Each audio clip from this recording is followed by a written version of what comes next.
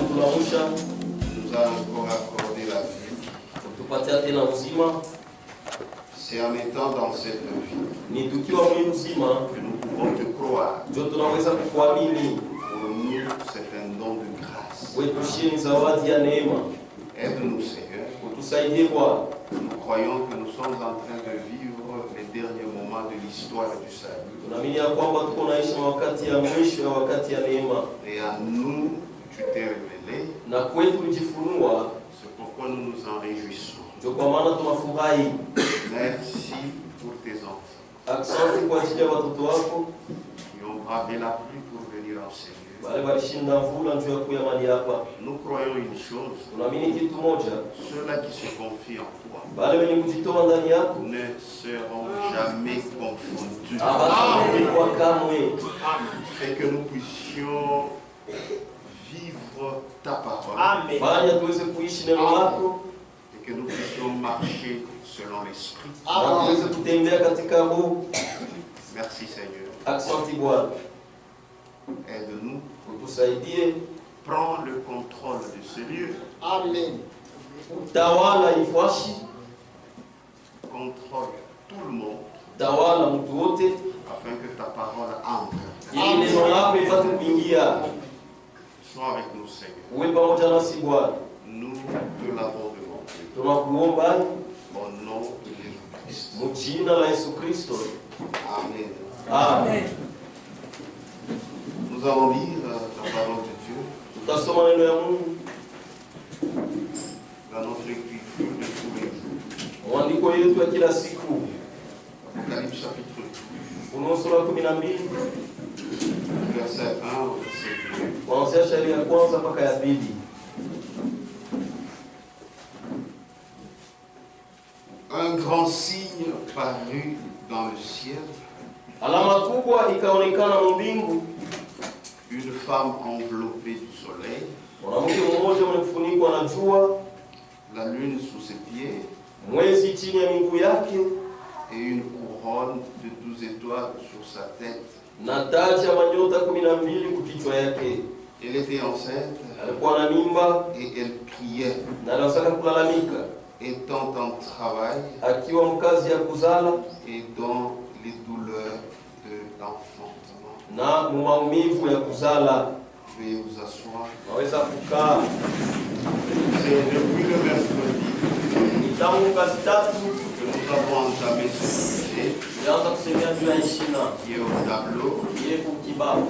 La femme d'Apocalypse 12. Mwanamke wa Ufunuo sura ya 12.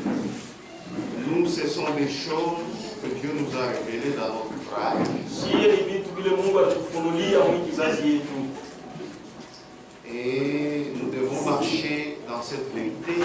Na tunapasha kutembea mwenye ukweli puisque c'est ça la lumière. kwa sababu ndio nuru.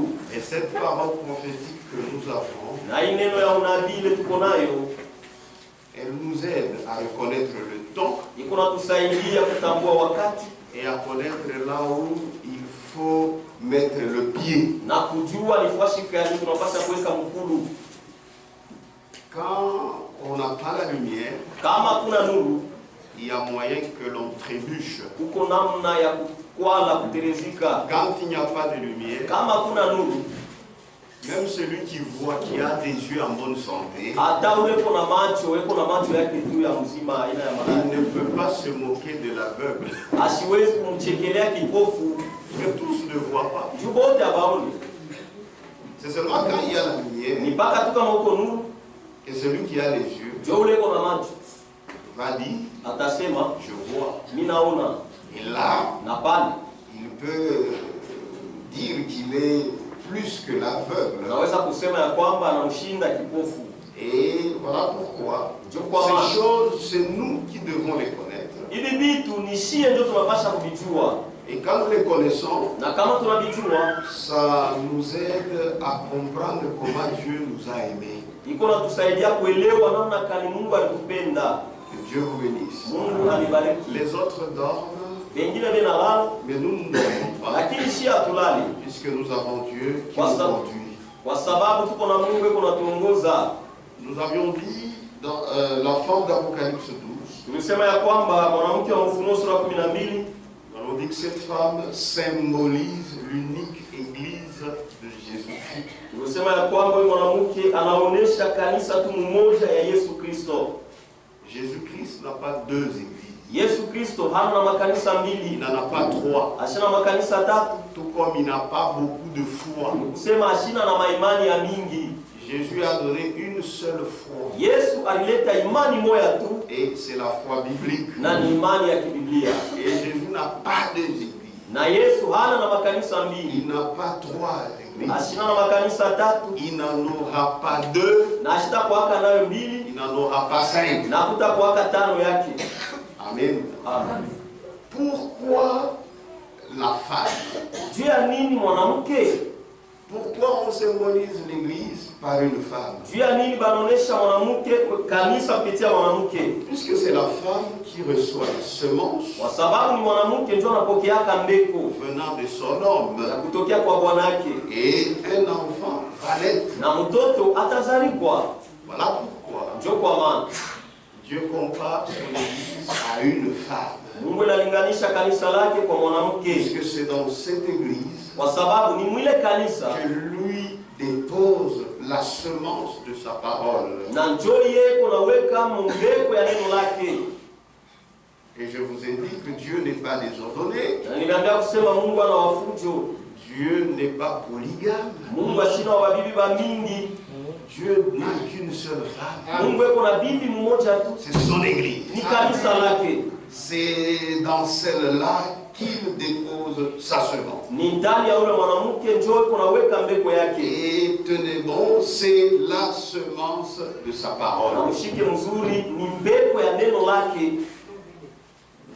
Depuis l'Ancien Testament, Tangu agano la kale, Jéhovah considérait Israël comme sa femme. Yehova alikuwa anaona Israeli kama bibi yake. Pourquoi? Juu ya nini? Car il plaçait en son sein la semence de sa parole. Kwa maana anataka kuweka mkifua yake mbeko ya neno lake. C'est pourquoi tout l'Ancien Testament, Ndio kwa maana agano la kale yote, tout l'Ancien Testament agano la kale yote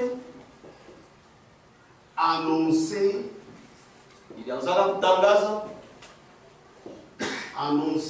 Christ ilianzaka kutangaza Kristo et son Église. na kanisa lake.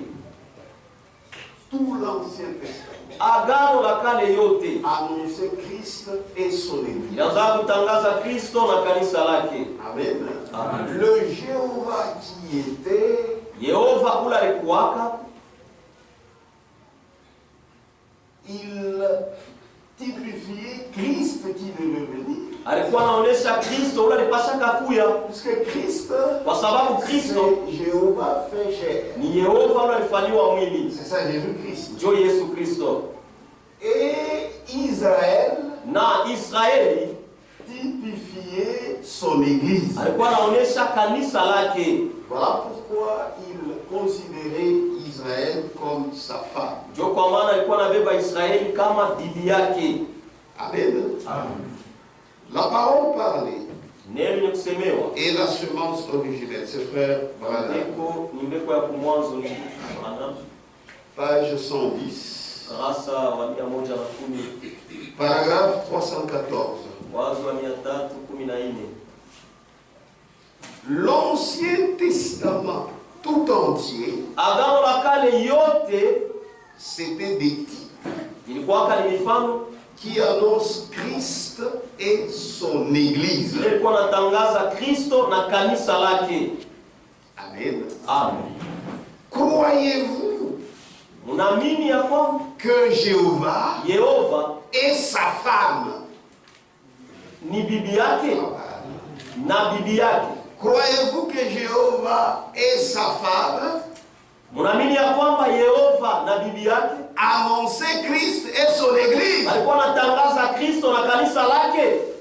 C'est à vous qu'on pose la question. Nene niuliza ni mwe. Est-ce que vous croyez Eti munaamini que Jéhovah ya kwamba Yehova et sa na femme? bibi yake? Sa femme c'était qui? Bibi yake ilikuwa nani? Israël. Israeli. C'est à vous que Frère Branham pose la question. Kuna nami niuliza mwe. Croyez-vous Munami que Jéhovah ya kwamba Yehova et sa femme na bibi yake annonçaient Christ et son église. anza kutangaza Kristo na kanisa lake. Son assemblée a dit Amen. Makutano yake ilisema amina. Donc l'Ancien Testament Basi tout agano la entier, kale yote mzima c'était des types ilikuwa ni mifano qui annonçaient Christ et son église. wanatangaza Kristo na kanisa lake. Amen.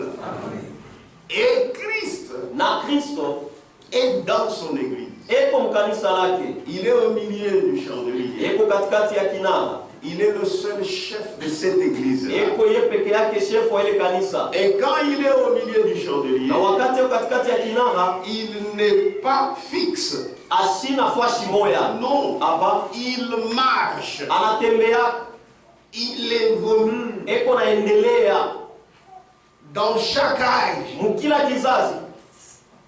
Christ est là. Kristo ekwamo, Et il y a aussi la puissance de l'Antichrist na kuko vile vile uwezo wa mpinga Kristo qui vient pour contrer l'œuvre de Christ. ile kunakuwa kupinganisha kazi ya Kristo.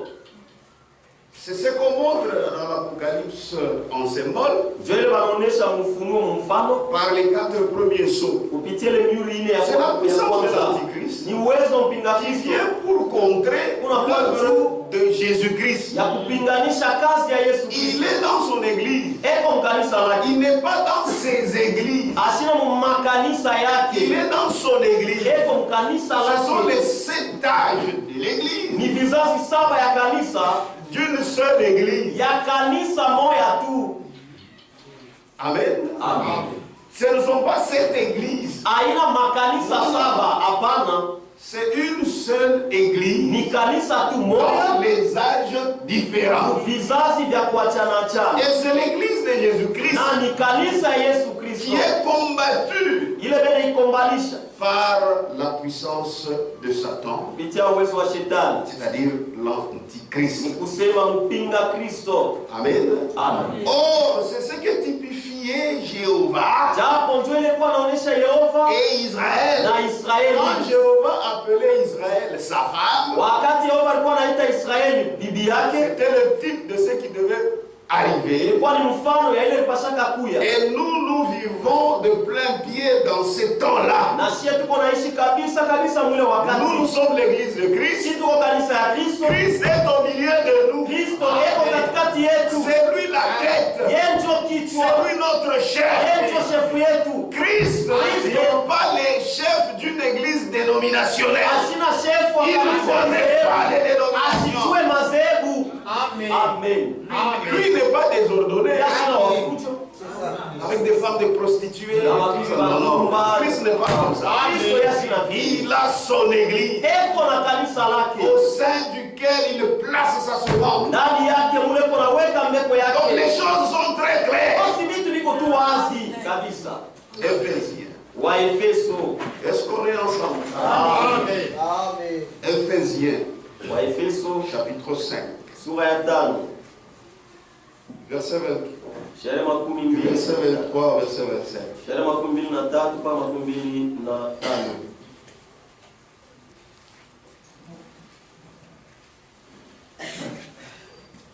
Car Kwa maana le mari est le chef de la femme, Bwana ni shefu wa bibi, comme Christ mpaka vile Kristo est le chef de l'Église, eko shefu wa kanisa qui est son corps yenye kuwa mwili wake, et dont il est le sauveur. na ile yeye ndio mwokozi.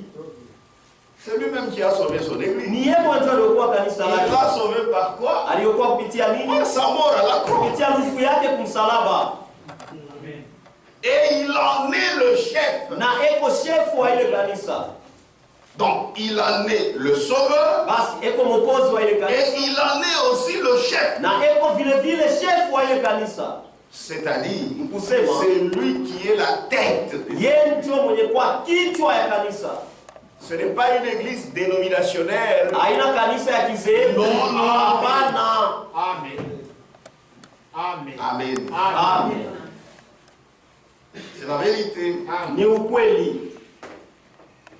Or, Japo de même que l'église est soumise à Christ, Baka vile kanisa iko na mtii Kristo, les femmes aussi babibi nabo doivent l'être à leur mari banapasha kutii babwana yabo en toutes choses. mambo yote. Comme l'Église Baka vile kanisa le fait avec Christ. inaifanyaka juu ya Kristo. Amen. Amen. Comme l'Église le fait avec Christ. Baka vile kanisa inafanyaka juu ya Kristo, Et c'est ainsi que les femmes doivent aussi le faire. na ndio vile babibi banapasha kuifanya, Puisqu'elles ont comme modèle l'Église. kwa sababu iko na mfano sa Donc il kanisa. s'agit de cette Église Basi ni mambo ya ile qui kanisa est fidèle, iko qui waaminifu, ne reçoit que la semence d'une seule ile personne. tunapokea mbeko ya mtu mmoja Ce n'est tu, pas une femme prostituée haina bibi ndumba qui reçoit une semence ile étrangère. inapokea mbeko ya kigeni. C'est une femme Ni normale. mwanamke Elle kawaida, doit connaître que son homme jusqu'à sa anapaswa mort. kujua bwana yake kufika na kuruhusu yake. Amen. Amen. C'est cette église-là Ni ile kanisa hii qui ne reçoit rien que la semence ile tunapokea ni mbeko tu venant de son chef. ya kutokea kwa shefu yake, Et son chef, na shefu yake c'est Christ. ni Kristo. Et Dieu bénisse. Mungu alibariki. N'imaginez pas une autre église à part ça. Msijiwazieko kanisa ingine kutoshako hii. Non. Hapana, Christ ne peut pas faire ça. Kristo hasiwezi kufanya Il vile. a beaucoup de répugnance. Eko na kunya sana. Amen. Amen. Il a beaucoup de répugnance. Il ne peut pas supporter que sa femme Hasiwezi puisse kuvumilia aller sana. avec d'autres hommes. Atakwenda Amen. na bwana wengine kamwe. Lui, c'est seulement sa semence. Yeye ni mpaka tu mbeko Et yake c'est la semence de sa na parole. ni mbeko ya neno lake. Amen. Amen. 25. 25. Marie, Babwana, aimez vos femmes mupende babibi yenu comme Christ sa vile Kristo a aimé l'Église alipenda kanisa et s'est livré lui-même pour elle. na alijitoa yeye mwenyewe juu ya ile kanisa. Il s'est livré lui-même pour cette Église où? Alijitoa yeye mwenyewe juu ya ile kanisa wapi? Wapi? À la croix de Msalaba Golgotha. ya Golgotha. Amen. Amen. Amen. Il faut compris quelque part. Na ndugu yake anasema kwa Vous pensez que Christ asema kama wazasema Kristo pouvait donner sa vie pour quelqu'un d'autre? aliweza kutoa uzima wake juu ya Pour son kanisa. Église. Hapana, ni juu ya kanisa lake. Par sa préscience, Kupitia kutangulia kujua il Biblia les connaissait. Et alijuaga. Frère Branham dit, Na ndugu Branham anasema Jésus-Christ n'est pas venu à l'aventure comme les hommes d'affaires. Yesu Kristo ashikuwa kufanya michezo saba fanya biashara. Bon, je vais d'abord à Dubaï, Nenda mbele j'achète kukubali. telle marchandise, Niuze biashara je vais fulani. voir si ça va aller. Nitaona kama Non, non, kitaendelea. non. Hapa Ça c'est à l'aventure. ile nifanya tu Christ mchezo. savait Kristo alijuaka. pourquoi il venait. Juu ya nini alikuya? C'est pour sa semence Juu prédestinée. ya mbeko yake ile tangulia kutayarishwa. Mais nous ne le connaissons pas. Lakini C'est shatujua. pourquoi nous prêchons pas. Ndio kwa maana tuko na Mais lui, uhuru kwa Christ sio. connaît. Lakini Kristo yeye anajua. C'est pourquoi toi, tu n'as pas le droit. Ndio kwa maana una hali ya kusema wewe Toi et les autres. wale wengine Toi, hapana. prêche la parole. Wewe ubiri tu neno. Amen.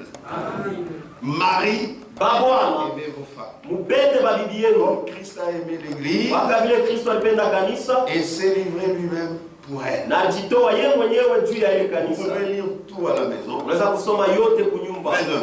29. Car jamais personne n'a haï sa propre chair, Kwa maana hakuya kuyaka mtu ashachukia mwili yake, mais il la nourrit lakini anailishaka et en prend na soin kuyangaikia comme Christ mpaka vile Kristo le fait anaifanyia pour l'Église. juu ya kanisa. Amen. Puisque ni wake mpelekea na mali. Parce qu'il a même doté. Il a doté, c'est à la croix. Alipeleka mali ni Et kumsalaba c'était un grand prix. na ilikuwa ni bei kubwa, Le sang. damu. Le diable n'a rien à dire. Jambo na C'est pourquoi cite seulement le nom de Jésus. Ndio kwa maana taja Et le diable s'en va. na shetani atakimbia. Le Seigneur Jésus Bwana Yesu a déjà versé une dot pour moi. anesha kunilipia mali juu yangu. Le diable doit céder. Shetani anapasha kuacha Puisqu'il reconnaît cela, kwa sababu anajua ile. il sait quelle défaite lui a été assénée. Anajua ni mapigo kanile libalipita. Défaite. Shindwa kalikula shindwa. Christ est le sauveur de cette église. Kristo ni mwokozi wa ile kanisa. Et il la nourrit Na iko nailisha par ses serviteurs envoyés de lui. kupitia matumishi yake wenye kutumwa naye. Amen. Amen. Quiconque invoquera le nom du Seigneur Yeyote ataita jina ya Bwana sera sauvé. ataokolewa. Mais comment l'invoqueront-ils Sasa namna gani watamwita s'ils ne l'ont pas entendu? kana wakumsikie? Mais comment l'entendront-ils Namna gani s'il n'y a watamsikia? pas des gens qui prêchent? Kama kuna watu wa S'il n'y a kuhubiri, pas des gens qui sont envoyés? kama kuna watu wenye kutumiwa. Amen. Christ est le sauveur Kristo ni mwokozi de cette église. wa ile kanisa Et il la nourrit na iko nailisha par ses serviteurs que lui-même a envoyés. kupitia matumishi yake bale yeye mwenyewe alituma. C'est pourquoi Paul le disait très bien Ndio kwa maana Paulo alikuwa anaisema mzuri dans Actes mzuri 20. sana Matendo ya Nous Mitume connaissons bien cet écrit. sura ya 12 tunataka kusikia Actes ni chapitre 20, Matendo ya Mitume sura ya 12 verset 29. ya 29. Je sais Najua qu'il s'introduira ya kwamba kutaingizwa parmi vous katikati yenu après mon départ kisha mikwenda des loups cruels bambwa mwito qui bauaji n'épargneront pas le troupeau. bala bataepusha kundi. Amen. Amen. Il disait à qui? Anaanza kuambia nani? À cette église Ile kanisa que Christ s'est acquise ile par son propre ile sang. Kristo alijinunulia mwenyewe kwa damu yake. Frère, Ndugu, après avoir cru kisha kuamini le Seigneur Jésus, Bwana Yesu il faut persévérer inapasha kukankamana dans la saine doctrine. mafundisho safi. Amen. Si vous ne persévérez pas à écouter la parole Kama de Dieu, kukankamane kusikia il neno y ya a lieu que vous perdiez cette vie. kuko namna ya kupoteza ile uzima. Amen. C'est dur, mais c'est la vérité. Iko nguvu lakini ni ukweli. Amen. Amen. Amen. Moi, je ne crois jamais que je perdrai la vie. Mishi ya minyaka kama ya kwamba tapoteza ile uzima. Puisque je la conserve par la parole. Kwa sababu niko naichunga kupitia neno. Amen. Amen. Amen. Amen. C'est la vérité. Ni ukweli? Maintenant, écoutez. Msikie. Je sais qu'il s'introduira parmi vous après mon départ. Najua ya kwamba utaingizwa katikati yenu kisha mikwenda Des loups cruels bambwa mwitu qui bauaji n'épargneront pas le troupeau. bala bataepusha kundi. Alors on retourne à 28. Tunarudia mstari wa 12. Prenez donc garde Mukebe basi yange à vous-même kwenu mwe benyewe et à tout le troupeau na kukundi yote sur lequel le Saint-Esprit yulu yake Roho Mtakatifu vous a établi évêque alimiweka baskofu pour paître l'église du Seigneur juu ya kulisha kanisa ya Bwana qu'il s'est acquise par son propre sang. ila alijinunulia kwa damu yake mwenyewe. Cette église Ile kanisa qu'il s'est acquise ila alijinunulia par son propre kwa sang, damu yake mwenyewe, il faut continuer à la nourrir. inapasha kuendelea na kuilisha, Il faut continuer à paître inapasha kuendelea na kuilisha cette église ile kanisa pour qu'elle conserve la vie. ili ichunge uzima. Oui, frère. Ndiyo ndugu, Si vous laissez ça au loup cruel, kama unachia ile bambua mwitu bauaji ils vont perdre. hataipoteza. Amen. Amen. Ces loups cruels, Bale bambua ce mwitu sont bauaji des gens que Dieu n'a pas envoyés. bantu bale Mungu asikutume. C'est ça. Amen. Quiconque invoquera le nom du Seigneur Yeyote ataita jina ya sera Bwana sauvé. Mais tu ataokolewa. vas prêcher comment Sasa si namna Dieu ne gani t'envoie pas? kama Mungu asikutume? Mais il faut qu'il t'envoie. Inapasha Parce kutume. que s'il t'envoie, Kama tu akutuma prêcheras la parole. utahubiri neno. Amen. C'est ça la nourriture spirituelle. Ndio chakula ya kiroho ile. Quiconque invoquera le nom du Seigneur Yeyote ataita jina ya sera Bwana sauvé. Mais il y ataokolewa. a un mécanisme que Dieu a prévu. Lakini kuko namna ile Mungu ashatayarisha. Et Paul le dit Na Paulo anaisema très éloquemment d'ailleurs. Amen. C'est la vérité. Ni ukweli. Ça, c'est la parole de Dieu. Hii ni neno ya Mungu. Ce n'est pas la parole d'un homme. Haina neno ya mtu. Cette église, Ile kanisa qu'il s'est acquise par son propre sang, ilajinunulia mwenyewe kwa damu on ne yake. dit pas des églises. Abaseme makanisa, hapana. Cette église, Ile kanisa c'est cette église qui est la colonne et l'appui de la vérité. ni ile kanisa yenye kuwa nguzo na tegemeo ya ukweli. Je crois qu'il ne faut pas négliger Jo kwa maana ipashe de kusula prendre part à la nourriture spirituelle. kushiriki kuchakula ya kiroho. Ne négligez pas Mushisule kamwe. cette église-là Ile kanisa ile qui a commencé à la Pentecôte. ile ilianza ku Pentecoste. Cette église persévérait dans l'enseignement des apôtres. Ile kanisa ilianza kukangamana mafundisho ya mitume. Et nous aussi, Na shie vile vile nous sommes rétablis. tusharudishwa Nous sommes cette église. tuko ile S'il y kanisa. a l'église de Jésus-Christ, Kama tuko kanisa ya Sur Kristo, cette terre, kwa dunia hapa c'est nous. ni shie. La vérité. Amen. Amen. C'est pourquoi Jo kwa maana cette église ile kanisa persévère dans l'enseignement des apôtres. iko na kangamana mu mafundisho ya Et pendant mitume. la semaine, j'ai expliqué. Na katikati ya juma C'est nilifasiria ça la doctrine de Christ. jo mafundisho ya Kristo.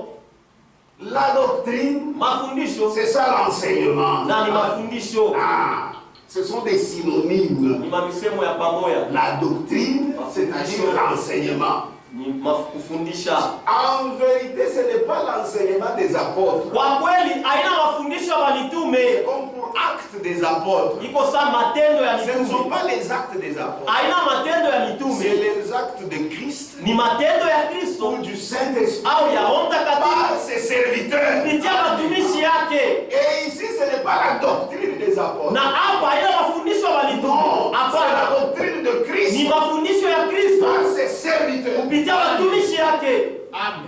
Et c'est de cela que nous avons.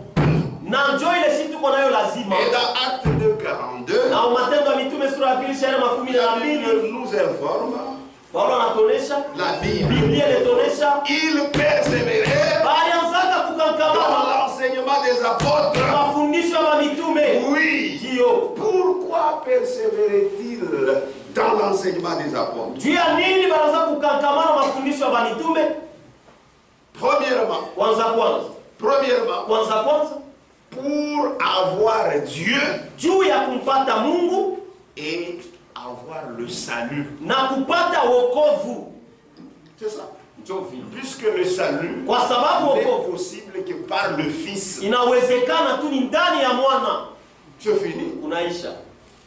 Relisons, nous avions lu pendant la semaine. Relisons Isome ces deux tena, gens. tusoma katikati ya juma. Très important. Yavafaa sana. Barua ya pili ya Yohana. Dieu nous a fait grâce Mungu alitufanyia neema, en nous donnant la parole de vérité. kutupatia neno la ukweli. Nous ne nous perdrons jamais. Hatutapoteaka kamwe. Utaipotelelea wewe na kiburi Tu kiasi. vas te perdre de toi-même par ton orgueil. 2 Jean verset 9. Barua ya pili ya Yohana shairi yake. Quiconque va plus loin Yeyote wataenda mbali sana. et ne demeure pas. Donc il faut persévérer. Basi napasha ni kukangamana. Quiconque va plus loin Yeyote ataenda mbali et sana ne demeure pas na shidumu dans la doctrine de Christ mu mafundisho ya Kristo n'a point Dieu. hana kama na Mungu. Quand on dit quiconque Kama va plus nasema loin, yeyote wataenda mbali, c'est-à-dire il était dans quelque chose de bien. kusema alikuwa mkitu cha Par mzuri, la suite il va loin. kisha anatoka mwenenda mbali. C'est ça. Quiconque va plus loin Yeyote ataenda mbali et ne demeure pas dans la doctrine de Christ mbali sana na shidumu muneno ya mafundisho ya n'a Kristo, point Dieu. hana kamwe na Mungu. Ne réfléchissez pas. Usifikiri C'est lui qui a une parole mélangée. ule kona neno ya kuchanga, Malgré qu'il puisse prospérer physiquement. ingawa anaweza kustawi mwili, Ana na Mungu. il n'a pas Dieu. Amen. Fait, prospérer matériellement, même bafumu, Kuendelea mwili, même les défaits prospèrent.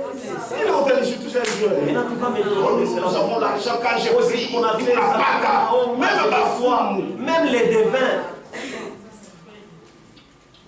Amen. Amen. Mais moi je croirais ce que Dieu dit. Lakini mimi taamini Si kile Mungu tu n'as anasema. pas cette doctrine, Kama huna na hii tu mafundisho, n'as pas Dieu. hauna na Mungu. Amen. Nous avons suivi Dieu. Si tulimfuata Mungu, C'est pourquoi nous voyons là où il y a la vérité, Dieu va tourner là pour kwa maana avoir pale Dieu. kwa ukweli tunataka nunu. La doctrine de Christ. Tupe kwa mafundisho ya Kristo. Quiconque va plus loin Yeyote ataenda et mbali ne sana demeure pas dans la doctrine de Christ. na ashidumu mafundisho ya Kristo, N'a point Dieu. hana kamwe na Et Mungu. puis on ne dit pas n'a pas Dieu, Na n'a basi point. anasema hana na Mungu, lakini anasema hana kamwe na Mungu. Amen. Donc attaque à l'autre. Amen. Celui qui demeure dans cette doctrine, Ule kuna dumu mwi mafundisho, il faut demeurer. basi napasha Celui kudumu. qui demeure dans cette doctrine Ule kuna dumu mwi mafundisho, a le Père eko na Baba et le Fils. na Mwana.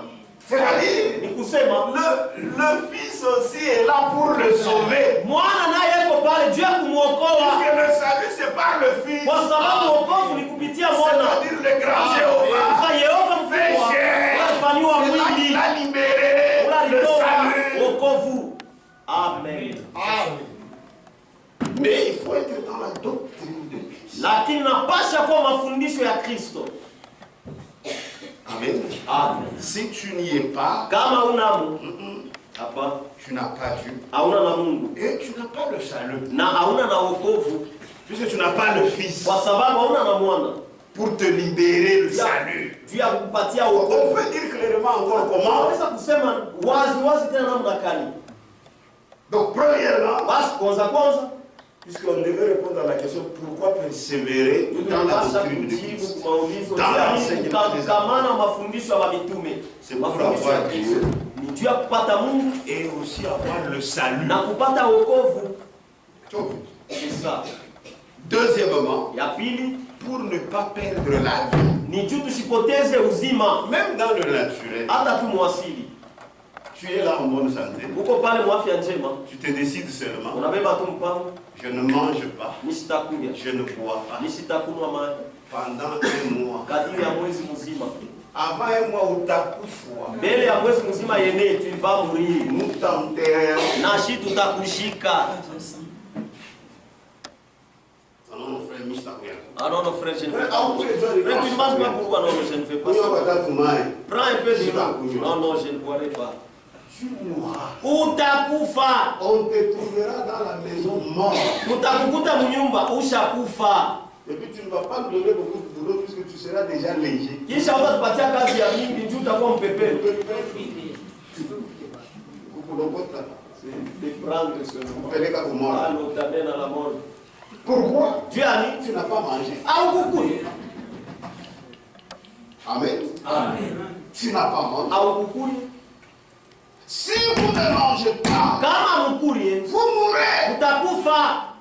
Et dans Matthieu 4:4, Na Mathayo sura ile ile il Yesu répète anasema l'écriture de l'Ancien Testament. andiko ya Agano la Kale Il dit anasema l'homme mtu ne vivra pas de pain seul, astaishi kwa mkate tu, mais lakini de toute parole kwa neno qui lolote, sort de la bouche de Dieu. kwa neno yote ile kunatoka mkinywa ya Mungu. C'est-à-dire l'homme physique, Ni kusema mtu mwili il vit de la nourriture. eko naishi kupitia chakula, mai hivi na hivi. Mais l'homme intérieur, Sasa yule mtu wa ndani c'est de la parole. ni neno, Il faut le nourrir, inapasha kumurisha qu'il soit en bonne santé, kwa mwafya et njema pour qu'il se maintienne en vie. na pate kwa mzima.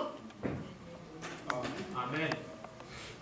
L'homme ne vivra pas de pain seulement, Mtu asitaishi kwa mkate tu, mais de toute parole lakini kwa neno qui sort de yote la bouche de Dieu. ile kunatoka mkinywa ya Et Mungu. quand vous lisez dans Jean chapitre 6, Na kama unasoma Yohana sura ya 6 verset 63, shairi ya 63 la Bible dit, Biblia c'est inasema Jésus qui parlait, Yesu alikuwa les anasema, paroles que je vous ai dites maneno ambayo niliwaambia sont esprit et vie. ni roho na uzima. Amen. Comme vous venez tous les jours, Wake mnakuyaka kila c'est siku. ce que faisaient les apôtres. Jo vile wa mitume wanaanza C'est kufanya pour conserver la ni vie. juu ya kuchunga uzima. Amen. Amen. Amen. Amen. Donc il faut continuer Basi napasha kuendelea à écouter la parole, kusikia neno, à vous nourrir de la parole de vérité. kulishwa na neno ya ukweli, Continuer à vivre spirituellement. Ili muendelee kuishi mkiroho. Oui. Ndio. Parce que lui, Jésus, Kwa sababu yeye Yesu il est dans son église. eko mkanisa Au lake. milieu du chant de Dieu. Katikati ya En tant kinara que le Fils de l'homme. sa mwana wa mtu. Il parle. Eko nasema. Amen. Et il faut l'écouter. Na inapasha kumsikia. Christ et son église dans la prophétie. Kristo na kanisa lake munabii. C'est frère Franck. Ndugu Frank. Dans Apocalypse 2 et 3. Mufunuo sura ya 2 na ya 3. Je disais Christ et son église dans la prophétie. Anasema Kristo na kanisa lake mfunuo. Dans la prophétie. Munabii. C'est ça. Ile. Page 18. Ukarasa 18. Dans Apocalypse 2 et 3, Mufunuo sura ya 2 na ya 3. Jésus-Christ envoie ses anges messagers aux 7 âges de l'église. Yesu Kristo anatuma malaika yake bajumbe ku vizazi 7 ya kanisa. En conclusion de chacun de ces messages, Mukifupi ya ile ujumbe nous lisons les mêmes paroles. tuko nasoma neno moya moya Que celui qui a des oreilles ya kwamba ule kuna masikio entende asikie ce que l'Esprit dit aux églises. ile wewe nasema ku kanisa. Amen. Amen. Quiconque Yeyote n'écoutera pas ce prophète yeyote asitamsikia ule nabii sera exterminé. atauawa. Qui est ce prophète? Ni nani yule nabii? C'est Jésus-Christ. Ni Yesu Kristo. Amen. Dieu, Mungu dans sa parole, muneno lake pense ce qu'il dit eko na wazi, eko na fikiri kile eko nasema, et notre destinée éternelle en dépend. na kule tuko naenda kumilele inaangalia Il est Mungu unasema. Donc, de la parole de Dieu dépend notre destinée éternelle. De la parole de Dieu tokea neno ya Mungu dépend notre destinée éternelle. jo inaangalia kule tuko naenda kumilele. Est-ce que vous comprenez? Amen. Il continue. Alendelee. Si notre âme Kama nafsi yetu a été engendrée à la vie, ilizalikwa mzima, c'est pourquoi Paul disait jo kwa maana Paulo alikuwa anasema paissez l'église du Seigneur mulishe kanisa ya Bwana qu'il s'est acquise ila alijinunulia par son propre sang. kwa damu yake mwenyewe. Donc il faut continuer à nourrir cette église. Basi napasha kuendelea kulisha ile kanisa. Voilà pourquoi il y a des anciens, Jo kwa maana kuko wazee, des pasteurs, wachungaji, des prédicateurs. wahubiri. C'est pour Ni juu continuer à donner la nourriture. ni juu ya kuendelesha kuleta chakula. Amen. Amen. Oh, je suis sauvé Onisha par ukono la croix. msalaba. Mais vous continuez à écouter n'importe quoi. Lakini uko naendelea kusikia izuru mambo. Mais vous allez perdre la vie. Utapoteza uzima. Amen. Si notre âme Kama nafsi yetu a été engendrée à la vie, ilizalikwa kuzima, elle peut encore la perdre inaweza tena kuipoteza si nous négligeons de prendre part à la nourriture spirituelle. kama tunasula kushiriki kuchakula ya kiroho. Vous qui méprisez la parole, Mwe mnazarau neno. ne la méprisez plus. Mushizarau tena. Amen.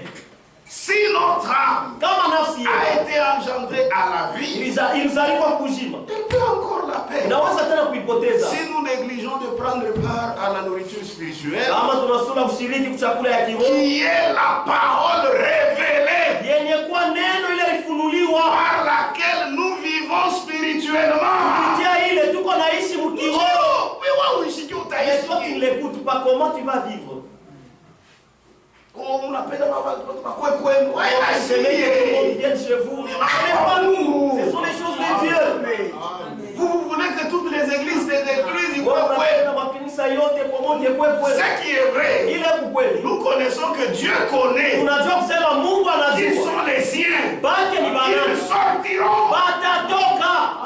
Amen. C'est ça. Amen. Amen. Amen. Si notre âme Kama nafsi yetu a été engendrée à la vie, ilizalikwa, elle peut encore la perdre inaweza tena kuipoteza si nous négligeons kama tunasula de prendre part kushiriki à la nourriture spirituelle chakula ya kiroho qui est la parole révélée yenye kuwa neno par laquelle nous vivons spirituellement. Maintenant, vous qui dites, dans les dénominations, il y a des gens qui naissent de nouveau. En tout ça, les choses doivent être claires. Il y a des gens qui naissent de nouveau. Ça va, vous avez tellement la compassion. Même si mais quoi? Même s'ils sont là. Comme ils refusent. Sans vile banakatala. Prendre part kushiriki à la nourriture spirituelle. Kuchakula ya kiroho. Ils vont mourir.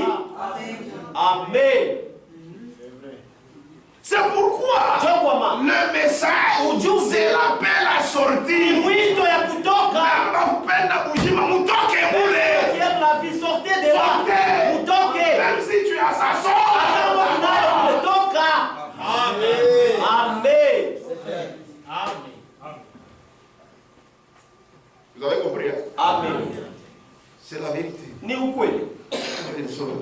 Laissez-moi encore le livre. Si notre âme a été engendrée à la vie, elle peut encore la perdre. Si nous négligeons de prendre part à la nourriture spirituelle. Et puis il précise hein, qui est la parole révélée. Parole révélée, c'est quoi?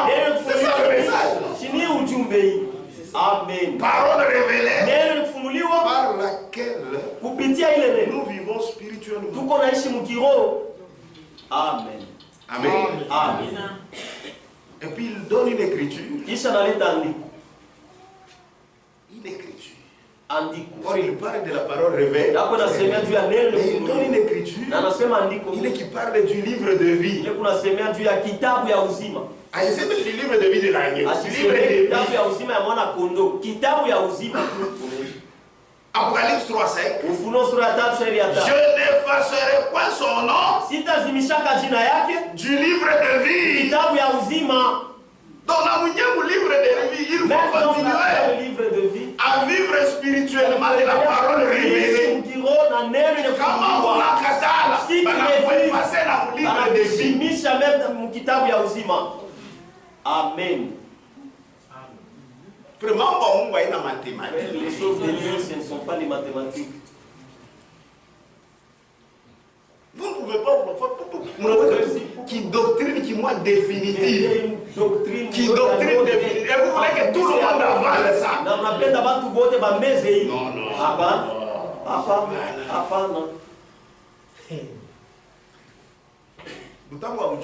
Puisque tout le monde lit. Amen.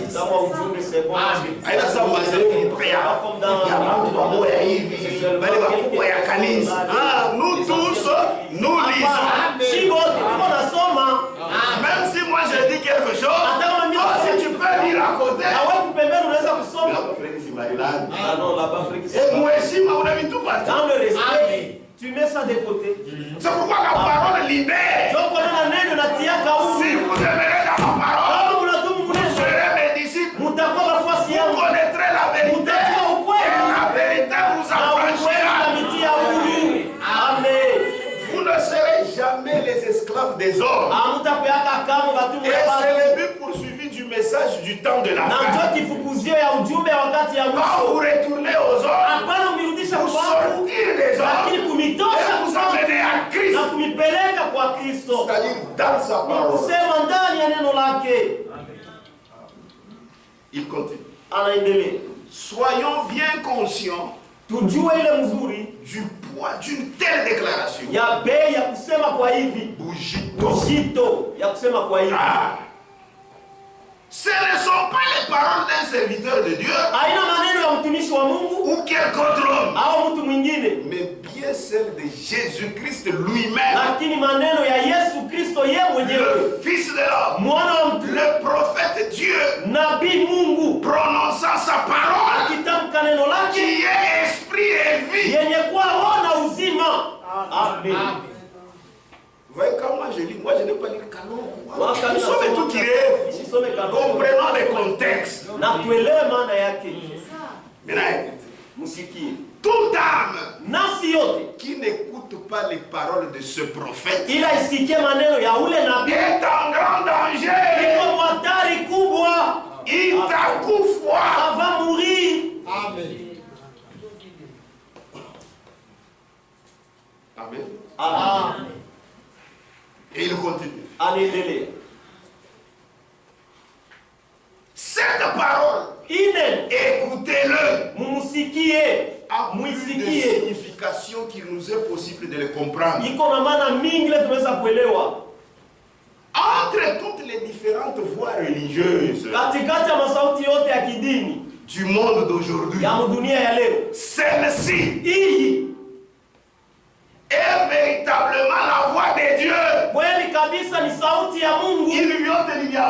Les autres là c'est faux. C'est seulement ce message ni mpaka tu hii ujumbe qui est la voix de Dieu. Joy ni kwa sauti ya Mungu.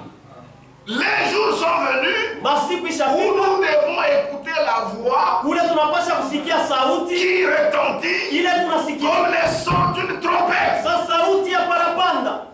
Si nous sommes la véritable semence de Dieu, Kama kweli tuko mbeko ya Mungu, nous devons recevoir la parole parlée originale. tunapasha kupokea neno lisemewa ya kumwanzo. Amen. Amen. Amen. Voilà. Jovi.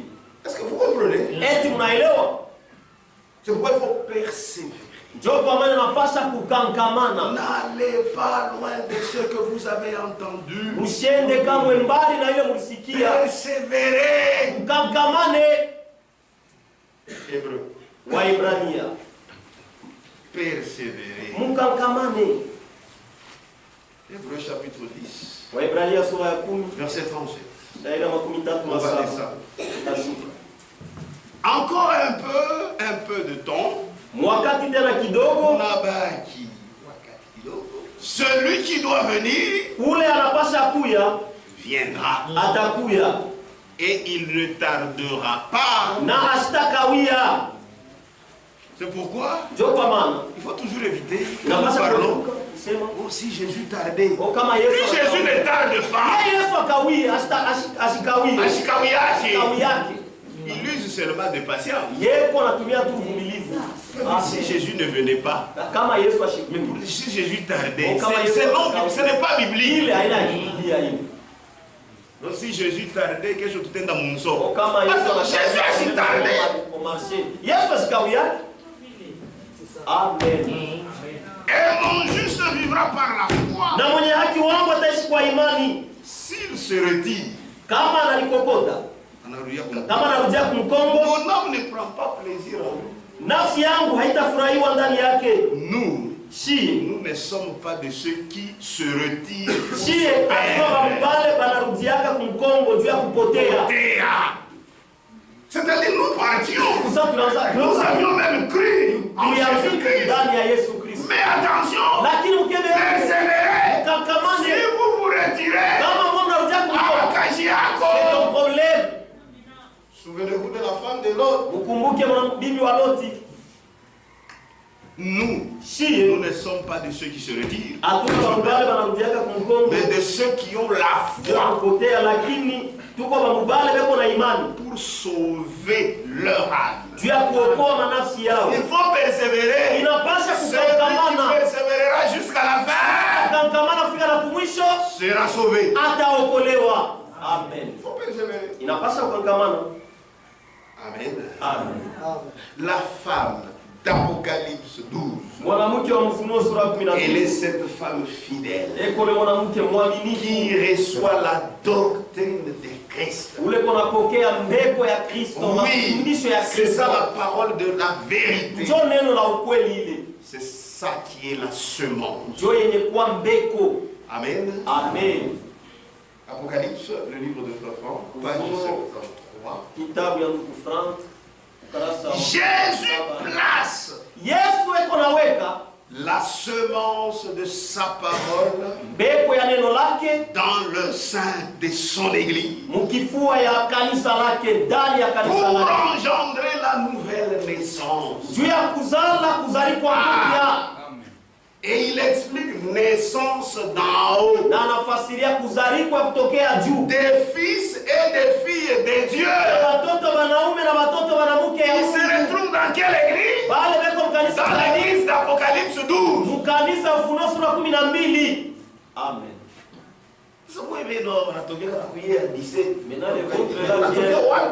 L'église bíbliquement c'est faux. Mkibiblia ni bya bongo tu. Notre absolu c'est la Bible. Tegemeo yetu ya mwisho ni Biblia. Amen. Amen.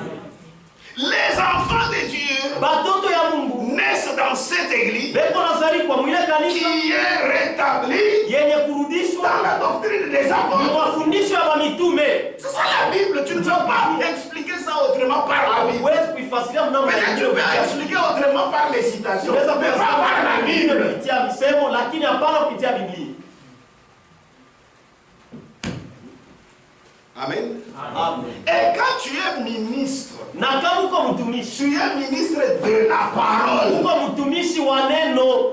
Et cette parole, c'est la Bible. Na ile neno ni Biblia. Tu n'es pas un ministre des hommes. Hauna mtumishi wa bantu. Pourquoi nashikilia ma doctrine ya sasa? Tulifika La doctrine. doctrine. Non. Tu es ministre de la parole. Uko mtumishi wa neno. Amen. Amen. Ces enfants de Dieu. Batoto ya Mungu. Ces enfants de Dieu Aba batoto ya Mungu naissent dans cette église. beko nazaliwa mwile kanisa Qui est rétablie yenye dans kurudishwa la doctrine des apôtres. mafundisho ya mitume. Mais le diable, Lakini mon shetani frère Branham dit, ile ndio naona anasema le diable imite tout ce que Dieu a. diabolo anafuatilishaka yote ile Mungu eko nayo. Frère Branham continue. Na Branham anaendelea. Il a ses églises. Eko na makanisa yake. Et comme le diable imite, Na sasa vile diabolo s'il y a anasema le vrai dollar, kama huko dolari ya vya kweli on va chercher à faire le faux dollar. anatafuta kufanya dolari C'est ya à kweli. partir du vrai dollar. Kuanzia kwa kuile ya vya S'il kweli. n'y a pas de dollar, Kama kuna dola, on n'aura pas fabriqué le faux dollar. amatafanya dolari ya bongo. C'est ce que le diable fait. Ndio vile diabolo anafanya. D'abord, Dieu vient, Ile Mungu anakuja, il sème la bonne semence, et après, na kisha lui aussi vient, il sème la semence qui ressemble au blé, mais qui n'est pas le blé. anapanda mbegu ya kufanana na ngano lakini haina ngano. Amen. Amen. Donc, il a aussi son église Basi na yeko na kanisa yake qui n'a pas reçu la semence, la bonne semence, ila ikupokee mbegu ya mzuri qui a reçu la semence étrangère. lakini ilipokea mbegu ya kigeni. C'est une prostituée. Ni kaaba. Elle n'a rien à faire avec Christ. Hana tena cha kufanya na Kristo. Mais elle se cramponne au nom de Christ. Lakini acha kubamba sana kujina ya Kristo. Mais elle n'a rien à faire. Lakini hana cha kufanya. Amen. Amen. Elle n'a rien à faire. Hana cha kufanya. Oh, Michel ni bwana yangu. Oh, Michel ni bwana yangu. Michel ana bwana yangu. Unamsaidia ton mari, pourquoi tu les cites trop? Amen. Michel ana bwana yangu. Michel n'est pas ton mari. Ni bwana yake ya Chisola. C'est le mari de Chisola. Hata na mimi wangu. Non, non, moi aussi, il est à moi, il est à moi. Mais on est voit où? Ça, par mon On amour, est voit aller avec Chisola. on est connecté à la Chisola. Amen. Mon nom malgré ça. Oh, ingawa vile Michel Etuku. Même si tu connais tous ces noms. Hata kama unajua majina yake yote. Oh Malonga. Oh Malonga. Ça veut dire rien. Ni bwana wa wenyewe. Le mari d'autrui. Amen. Amen. Amen. Amen. Amen. Hata kama mtata, hakuna mbona Michel akuwa. Akuwa tu unalitaje. Parce que tu Ataye. Mais la réalité ce n'est pas ça. lakini mwili ya kweli haina njoo vile. Amen. Oui. Amen. Sinon il va frère. Amen. Mais en réalité ce n'est pas. Kwa kweli haina vile. Nous sommes maintenant frères. Lisons encore le frère. Mon frère a eu un moment pour nous. Vous connaissez les affaires de Dieu depuis longtemps. Amen. Mushikie. Page 121. Kurasa 121. Dans le chapitre 12, Musura ya 12, la femme fidèle mwanamke mwaminifu nous a été montrée, banatuonesha hii. laquelle avait reçu la semence divine. Alipokeaka mbegu ya Mungu. Pas une semence étrangère. Hapana mbegu ya kigeni. Njoo nilimsaidia na zala. C'est ce qu'il a aidé Na watoto ya Mungu banaume na banamuke. les fils et les filles de Dieu. Amen. Dans le chapitre 12, la femme fidèle nous a été montrée, laquelle avait reçu la semence divine et enfanté conformément à cela. Dans ce passage, Amen. Dans ce passage, c'est la femme infidèle qui est présente.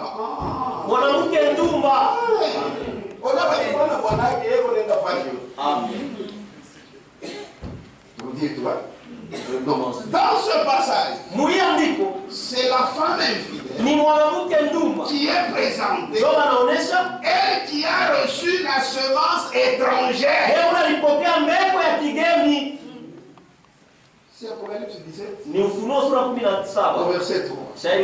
Et il m'emporta à l'esprit dans un désert, et je vis une femme assise sur une bête écarlate, pleine de noms de blasphème, ayant cette tête et dit, comment pouvez-vous confondre cette femme qui reçoit n'importe quelle semence à la femme fidèle d'Apocalypse 12? Non. Même si vous êtes ivre, tu ne peux pas faire cette confusion. Même un ivrogne, il sait voir que ça c'est une femme mariée, ça c'est une prostituée. Même un ivrogne, avec les andumba, il va se jouer d'une prostituée. Mais moi, c'est sa manière de s'habiller. Mais nous, on a et la paix. L'autre la paix. Déjà comme elle. Eux-mêmes se connaissent. Celui-là, il est comme moi. Amen. C'est ça, non? On ne peut pas expliquer ça. Amen. Amen. Même les prostituées. Elles savent. Là, tu vas seulement souffrir. Celui-là, il est de chez nous. Elle te connaît. Amen. Donc, papa frère, il est là, parmi les frères, tu fais semblant. Jolly Joe. Jolly Joe. Jolly Joe, Jolly Joe, c'est qui? Vous êtes des païens ensemble. C'est tout là. Ne nous mens pas. Amen. Amen. Bien qu'elle soit appelée femme, c'est-à-dire qu'extérieurement, elle est considérée comme étant une église et qu'elle a le nom de Dieu à la bouche. Tout le système est constellé des noms de blasphème. Amen. Elle n'a rien à voir avec Dieu.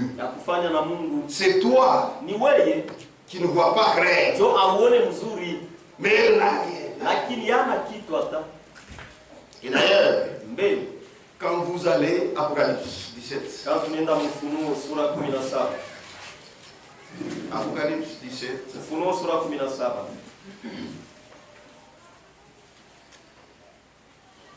Sur son front, verset 5, était écrit un nom,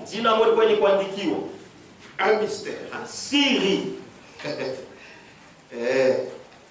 Babylone la grande, la mère des impudiques et des abominations de la terre. C'est un mystère. Tu ne sauras pas. Il faut que Dieu te le révèle. C'est là que les gens ne nous comprennent pas. Mais moi, vous exagérez. Vous avez exagéré. Vous avez parlé contre les églises. Non, le message, c'est l'appel à sortir. Maintenant, comment vous allez sortir si nous, que Dieu a envoyé pour prêcher des sorties, nous commençons à vous dire aliniambia, même là-bas c'est bien. hata kule ni mzuri. Restez-y. Mubakie hemo. Nous tous nous sommes des frères. Wote tuko bandugu. Apa. Et si même ici j'ai changé, Hata kama hapa je commence à prêcher. Même les sœurs viendront me suivre au bureau. Ça frère, vous avez changé. Non. Toi, tu ne prêches pas comme ça. On vous a aussi donné les dollars ou quoi? Et vous verrez que ça ne tiendra pas. Ça n'ira pas. Ça c'est l'appel à sortir. Hii ni mwito ya kutoka. Si vous voyez encore des choses bonnes là-bas, tu es ivre. Ce n'est pas normal. Mais nous savons, c'est par révélation. Puisque c'est un mystère. Babylone la grande. C'est-à-dire, elle était d'abord seule, leur mère. Mais après, il a eu ses filles. C'est toutes ces églises protestantes.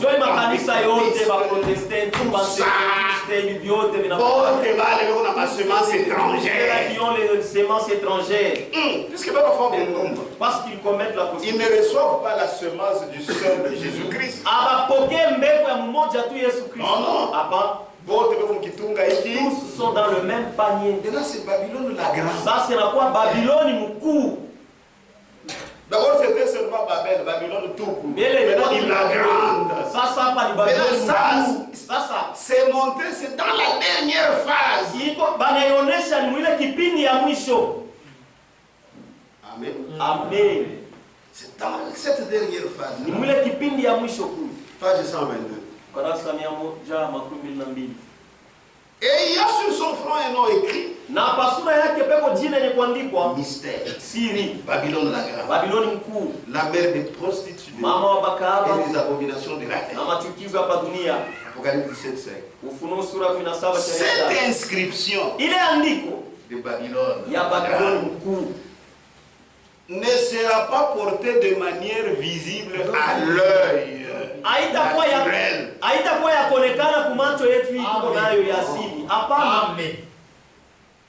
De même qu'il y a avec l'Église le mystère insaisissable et inexplicable de Dieu en Christ, il y a Mungu ndani ya Kristo. Puisque les gens ne comprennent pas. Pour eux, Dieu est à part. Jésus aussi est à part. Le Saint-Esprit est à part. C'est un mystère. Il faut que Dieu le révèle. Il dit de la même manière, de même qu'il y a avec l'Église le mystère insaisissable et inexplicable de Dieu en Christ, il y a Mungu. Il y a pour faire pendant à cela le mystère de Satan dans l'église apostate. Non, je vais t'aider là-bas. Il y a pour faire pendant à cela le mystère de Satan.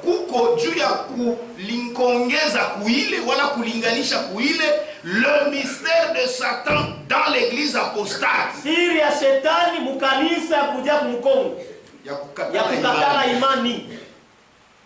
À l'église d'Apocalypse 12, là il y a un mystère que nous-mêmes nous connaissons. Le Jéhovah de l'Ancien Testament, c'est lui Jésus-Christ dans le Nouveau Testament. Dieu en Christ, c'est un mystère. Cela nous a été révélé. Mais de l'autre côté aussi, les gens adorent Satan. Mais ils ne le savent pas. C'est ça le mystère de l'iniquité.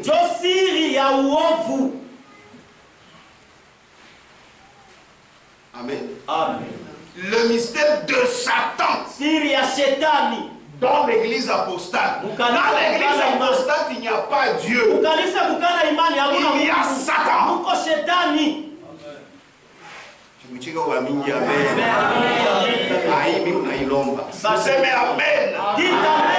Amen. C'est ça. Vous commencez à demander les amens. Oui, je demande.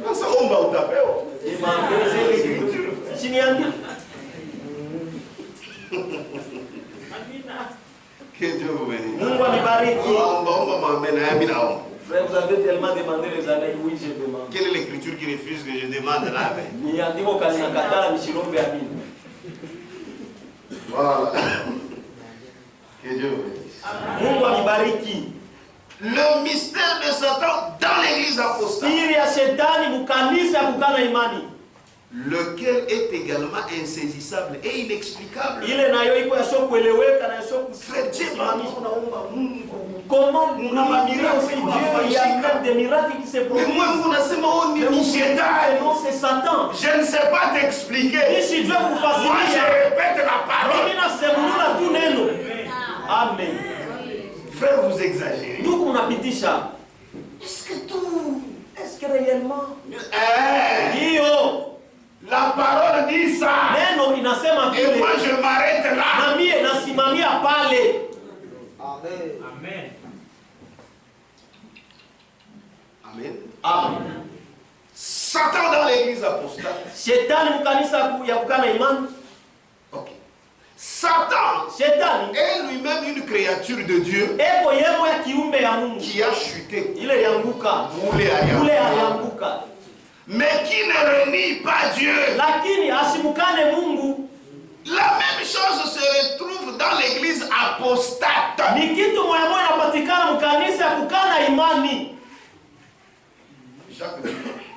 Jacques dit, tu crois qu'il y a un seul Dieu. Tu fais bien. Les démons, les croient aussi. Et ils tremblent même. Mais toi, tu ne trembles pas. C'est-à-dire quoi? Le diable, sous forme de l'antichrist, il montre comme il est de Christ. Mais il sème sa propre semence. C'est là que nous avons reçu la révélation. Ne pense pas qu'en citant trop Jésus, c'est là que nous verrons que tu es chrétien. Nous allons voir ta foi. Si ta foi n'est pas basée sur la parole, c'est faux. Eux aussi citent Jésus. La Bible ne dit pas ça. Oh frère, nous les lui, il a sa compassion. Mais nous parlons comme la Bible le dit. Amen. Amen. Amen. Je pense que c'est clair. Hein? Cette église de l'Antichrist, c'est ça Babylone. Babel. La confusion. On a expliqué pendant la semaine. C'est là où il y a livré. Amen. Amen. Donc c'est une idolâtrie chrétienne. Une idolâtrie religieuse.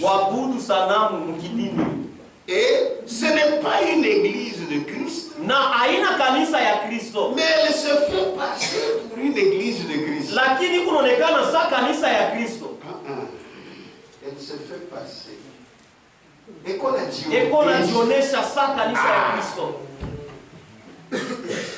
c'est pour séduire Israël et l'église numéro 2. Israël na kanisa namba ya pili. Ça c'est frère Branham. Page 8. Ukarasa wa 8.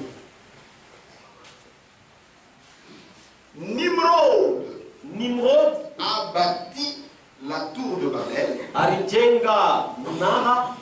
La tour de Babel. Frère, ouais. Mnara wa Babeli.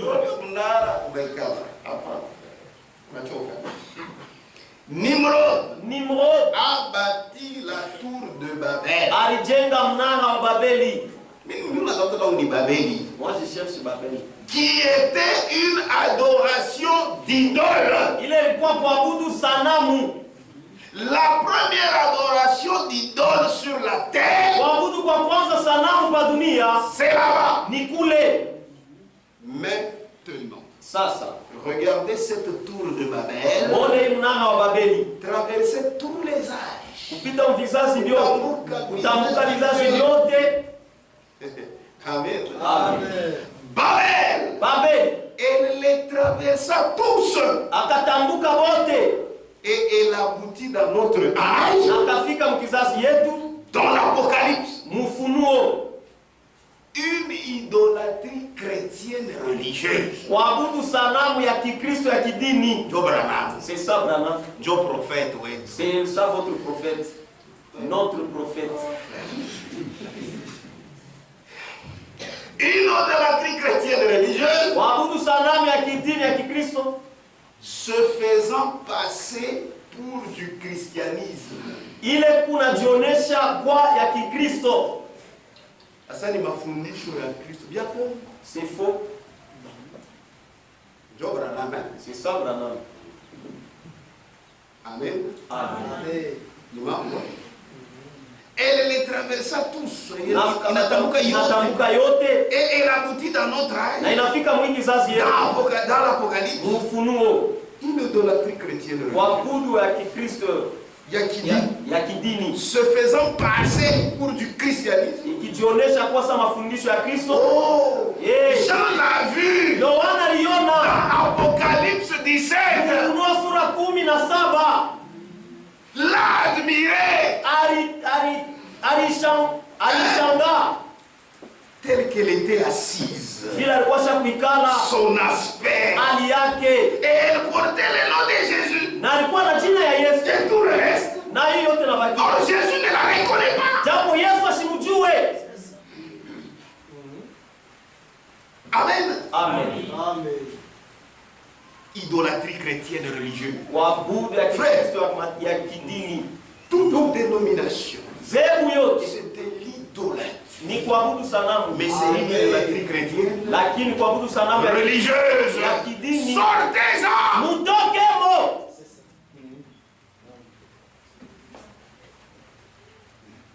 Se faisant passer pour du christianisme.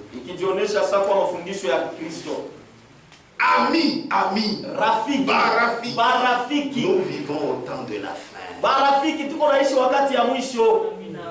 Combien d'entre vous ont appris ici il y a quelques années qu'on allait me faire arrêter parce que je prêchais sur la marque de la bête? Ces choses ici, même maintenant, on ne prêche plus. Les gens ont peur d'être désagréables. Maintenant, il cherche ceux qui ressemblent aux autres là. Frère Branham a piqué sur la marque de la bête. Il avait prêché sur Dieu à Tchapa et Mnyama. Parce que marque de la bête, ça va toucher seulement ceux de l'Apocalypse 17. Amen. C'est ça, non? Dieu vit. Parce qu'il y a la bête, on a vu ça. L'image de la bête. C'est ça. Dieu vit. Maintenant, ça. On allait aussi l'arrêter.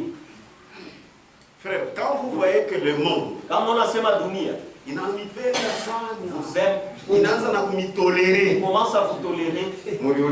Posez-vous la question. Il y a quelque chose qui Amen. Amen. Amen. Il y a quelque chose qui nous va.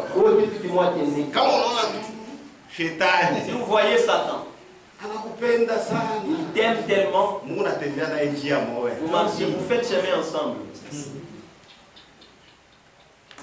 Puisque cette parole, quand vous la prêchez, dans toute sa pureté, Satan est mal à l'aise. Non, Satan est toujours mal à l'aise. Puisque vous le mettez à nu.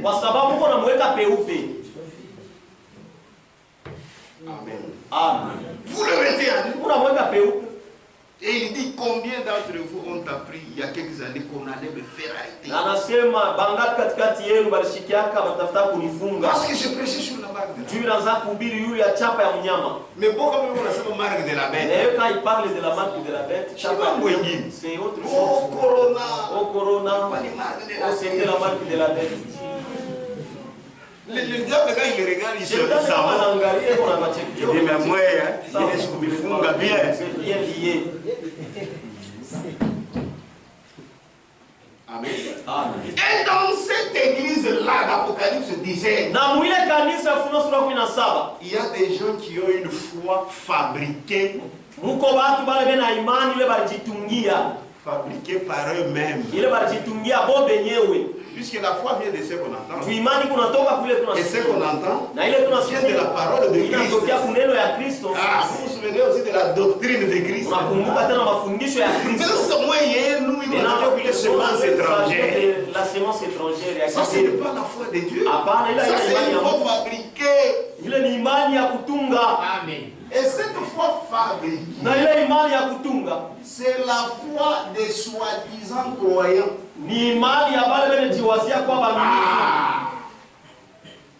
Foi fabriquée. C'est la foi des soi-disant croyants. Soi-disant croyants.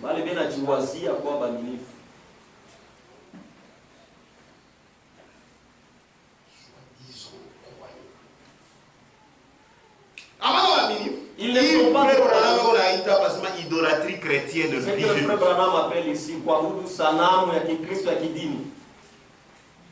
se faisant passer pour du christianisme. C'est une foi fabriquée. Il n'y a pas les choses de Dieu, pas une seule. Amen. Amen. Il n'y en a pas. Frère Amouna, il n'y en a pas. Il n'y a rien. Amuna kitu. Il faut qu'il y ait des gens comme nous qui parlons comme ça. Que les gens sortent. Amen. C'est quand je vois ton enfant comme les gens.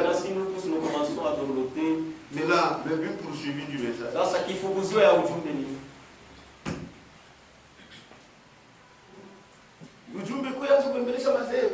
Que le message vienne enfin de dorloter les dénominations. C'est faux. Vous avez menti. Amen. Lettre circulaire, page 11. Fait frontal. De décembre 2020. Il y a décembre 2020. Écoutez. Il parle de soi-disant croyants. Frère Branham avait prêché une prédication. 3 sortes de croyants.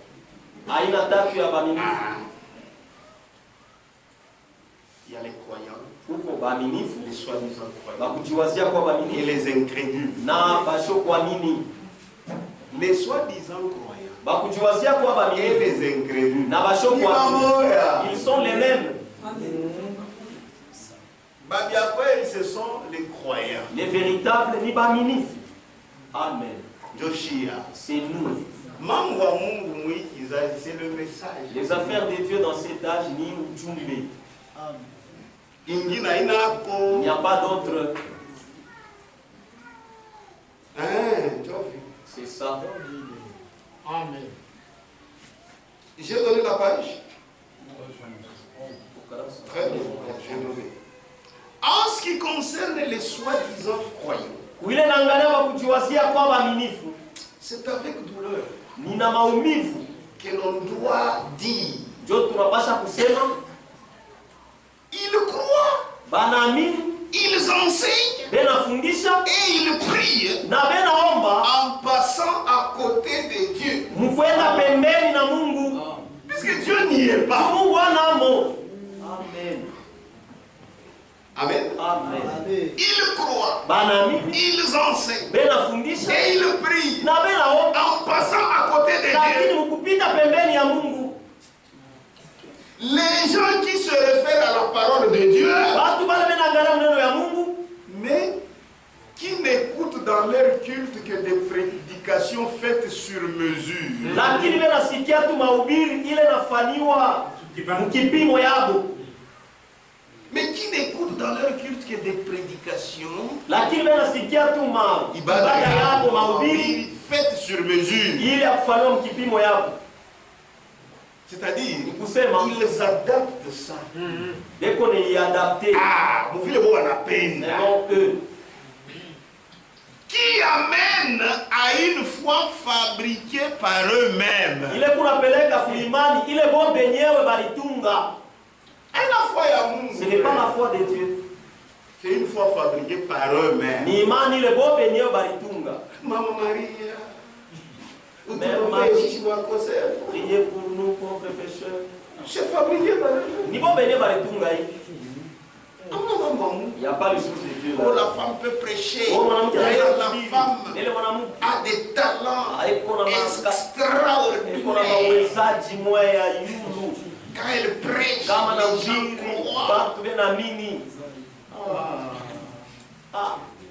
foi fabriquée par eux-mêmes.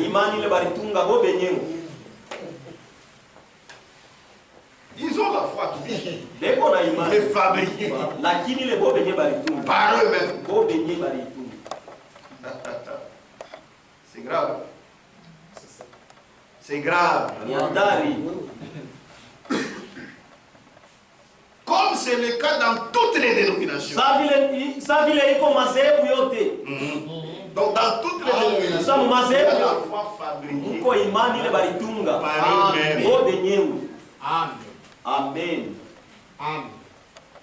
Les gens qui se réfèrent à la parole de Dieu, mais qui n'écoutent dans leur culte que des prédications faites sur mesure, qui amènent à une foi fabriquée par eux-mêmes, qu'on appelle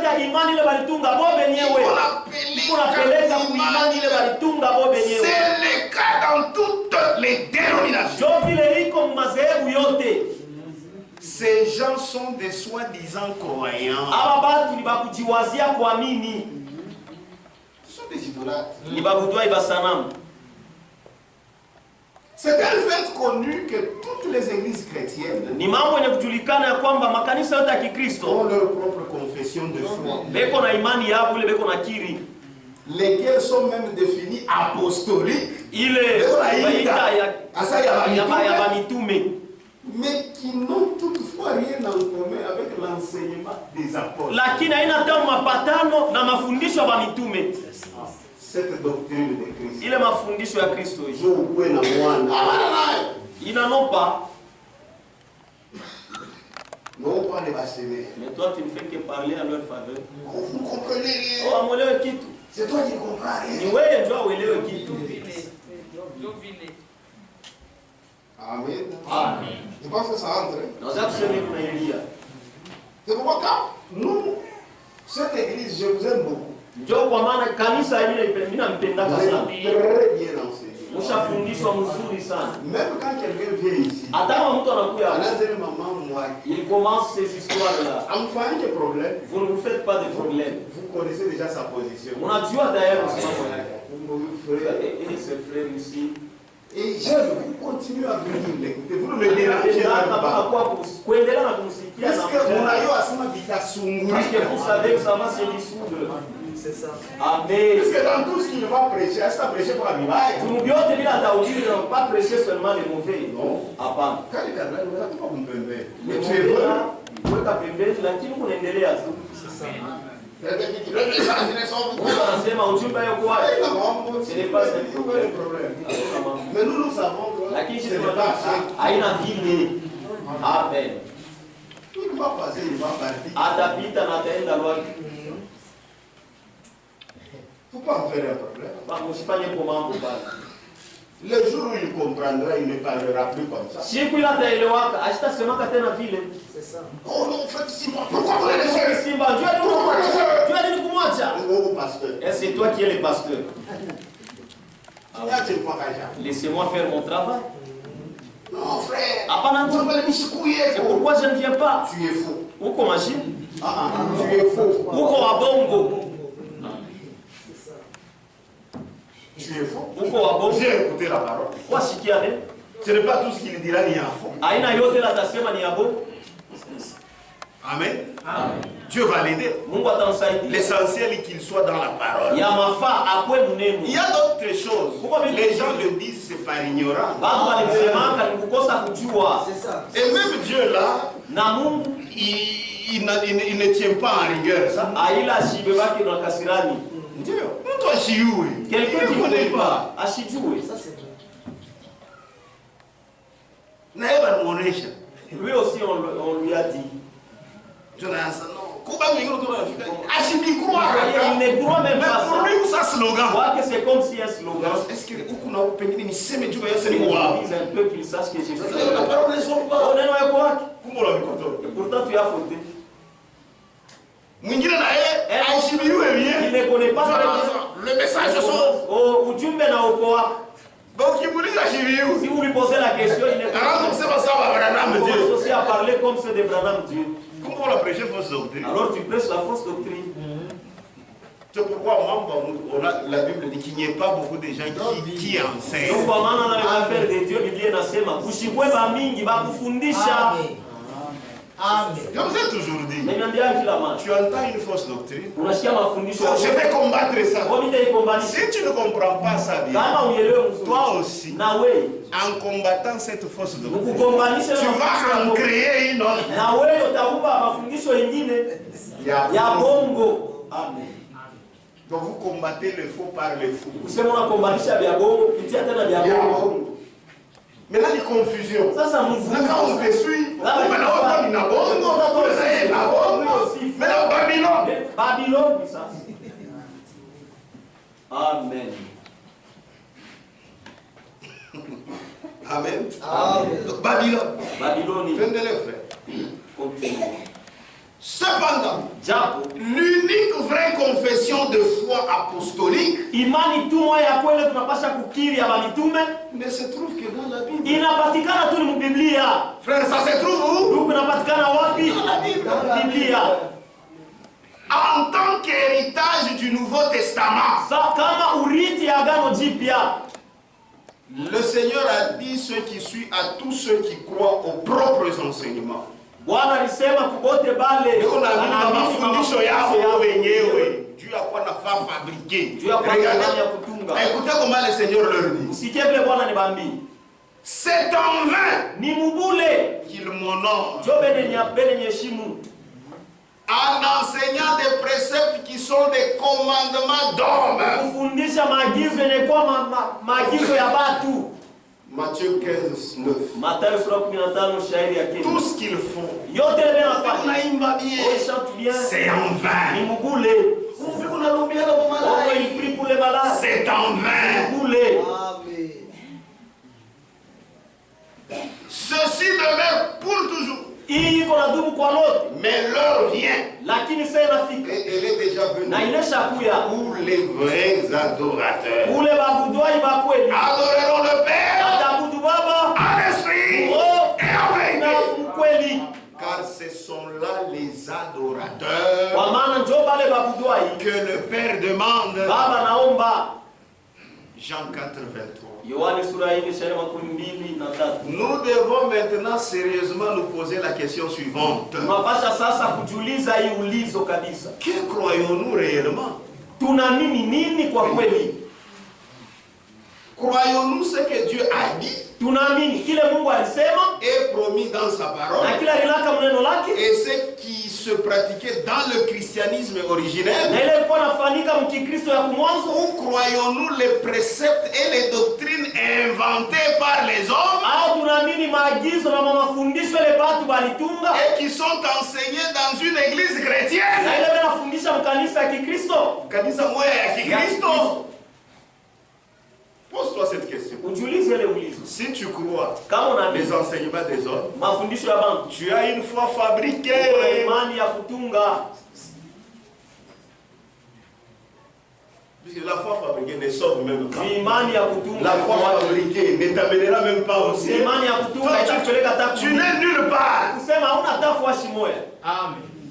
J'ai la vie. Niko na J'ai la uzima, vie niko na éternelle. uzima ya milele. Toi, tu connais la vie éternelle. Wewe unajua uzima wa milele.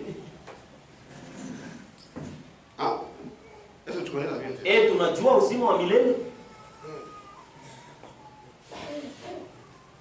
Le vrai croyant, Babinifu ils sont au niveau de la femme d'Apocalypse 12. Eko ni kungambo ya mwanamke wa Ufunuo sura 12. La femme d'Apocalypse 12, Mwanamke wa Ufunuo sura 12 c'est celle qui reçoit en son sein la semence de la parole yeye ndio kunapokea ndani yake et mbegu engendre les fils et les filles de Dieu. na iko na sala watoto wanaume na watoto En wanawake. autre terme, pour être plus clair, Kusema kwingine ndio ya kuwa wazi kabisa. c'est cette femme, c'est au niveau de cette femme d'Apocalypse 12. Ni kungambo ya ule mwanamke wa Ufunuo sura 12. Ah, puisque cette femme, Yule mwanamke et là, l'enseignement des 12 apôtres. eko na mafundisho ya mitume 12. Que Dieu vous bénisse. Mungu amebariki. Quand Christ viendra, Wakati Kristo atakuya, c'est là qu'elle trouvera l'église. ni kule ndio atapata kanisa, L'église restaurée kanisa yenye kurudishwa sur cette doctrine de Christ. yule ile mafundisho ya Kristo. Amen. Amen. Maintenant, Sasa il y aura les gens vivants utakuwa batu bazima qui croient comme vous et moi. bale wanaamini samwe na Si mimi. Christ venait aujourd'hui, Kama Kristo anakuya leo, mimi nenda kumbingu. moi j'irai aussi. Kama unabakia, c'est ton problème. Si toi tu restes, ni mambo yako. C'est ici Ni hapa où njo il y a kuko les appelés benye kuitwa et les élus. na bateule. Apocalypse 12. Toujours dans Apocalypse 12. Amen. Amen. Parce que c'est quand Christ vient, Tu ni wakati Kristo anakuya, ceux qu'il va trouver qu'ils sont vivants. que Dieu vous bénisse. Amen. Et il y aura les gens qui resteront Kutakuwa batu bale et batabakia ceux-là qui partiront. na bale batenda. D'abord, ils sont croyants. Mbele ni baaminifu. Amen. Amen. Alors, il y a ceux-là qui resteront Kuko bale batabakiaka et ceux-là qui partiront. na bale batendaka. Pour les apôtres, Nous allons lentement. Antichrist. Mpinga Kristo. L'Antichrist. Mpinga Kristo. Page 21. Ukarasa 21. C'est frère Franck. Ni ndugu Frank. La couronne des 12 étoiles Taji ya manyota que 12 porte la femme ile mwanamke ashakuvaa représente la vraie église inaonesha kanisa ya kweli couronnée de la doctrine des 12 apôtres, yenye kutiwa taji ya mafundisho ya mitume 12. dont l'image d'Apocalypse 12, Ile picha ya Ufunuo sura 12, la femme est enceinte mwanamke eko na mimba et elle crie, na eko na lalamika étant en mal d'enfanter. akiwa maumivu ya kuzala, Et cela signifie na ile maana yake que de l'église ya kwamba tokea kanisa qui a reçu la semence de la parole ile ipokea mbeko neno doit sortir, inapasha kutoka, kunapasha kutoka, kunapasha kutoka la troupe des vainqueurs kundi ya bashindaji par une naissance kupitia kuzarikwa de la grande foule tokea kundi kubwa de ceux qui sont appelés, ya benye kuitwa sortent les élus. wateule wanatoka mo. Est-ce que vous comprenez? Amen. C'est à cette église d'Apocalypse 12 Ni mwile kanisa Ufunuo sura 12 qu'il y a ceux qui resteront njo kuko bale batabakia et ceux qui na partiront. bale batendaka. Est-ce que vous comprenez? Amen. En d'autres termes, Mkusema kwingine c'est à cette église ni kuile kanisa qu'il y a les 10 vierges. njo kuko babikira 10, Les 10 vierges. babikira 10. Ce n'est pas parmi les soi-disant croyants. Aina katikati ya kujiwazia kwa nini? Hapana, C'est parmi ni katikati les croyants. ya baaminifu, Ceux qui ont répondu à l'appel à sortir bale balijibu kumwito ya kutoka et qui sont sortis. na balitoka. Amen. Amen. C'est là que François vous dit. Ni pale Mfanga anasema Cela signifie que ile maana yake de l'église mkanisa tokea kanisa qui a reçu la semence de la ile parole lipokea mbeko ya neno, doit sortir la troupe de vainqueurs. munapasha kutoka kundi ya Cette bashindaji. troupe de vainqueurs Ile kundi ya bashindaji sont les élus. ni bateule. C'est-à-dire qu'ils vont participer en l'enlèvement.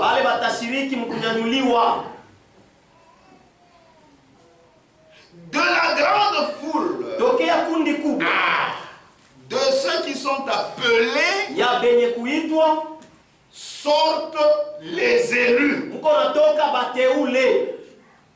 C'est-à-dire tous d'abord sont sortis, tous ont été appelés à sortir, ce sont les appelés d'abord. Ils ont été appelés à sortir. Et maintenant, il faut persévérer pour maintenant être parmi les vierges sages. Ceux-là qui disent 5 sont de Apocalypse 17 et les 5 sont d'Apocalypse 12.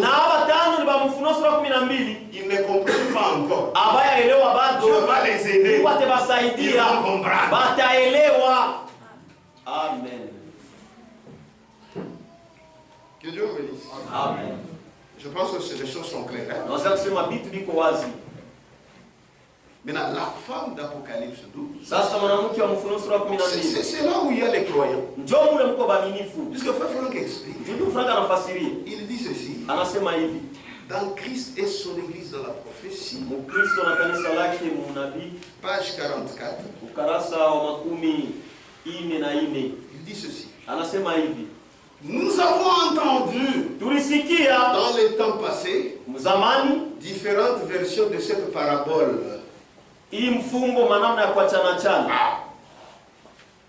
Vierge, folle, vierge, ça c'est Matthieu 25, non? Mais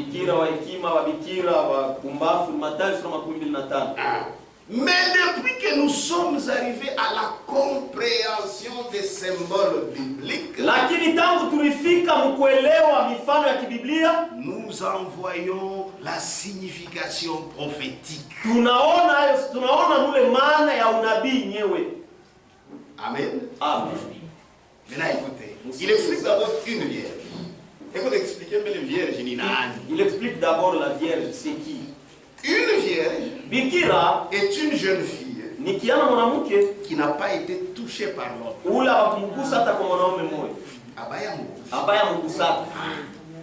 Qui s'est gardée pure et propre.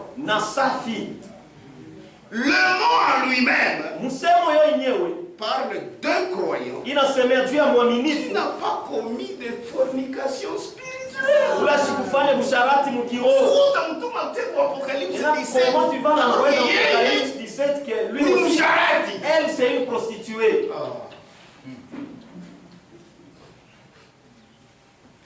Amen. Amen. Qui n'a pas commis de fornication spirituelle, mais qui s'est gardé lui-même propre, sa vie sainte et sanctifiée devant le Seigneur. Les 10 vierges, amen, représentent les croyants dans cette génération. Amen. Les 10 vierges représentent les croyants dans cette génération. Or, frère Franck vient de nous dire que toutes les dénominations, dans elles, il y a les soi-disant croyants, des idolâtres. Ce ne sont pas des vierges. C'est pourquoi ça c'est la parole prophétique. Quand vous venez avec la prédication de Frère Branham, les 10 vierges qu'il avait prêché à cette époque, les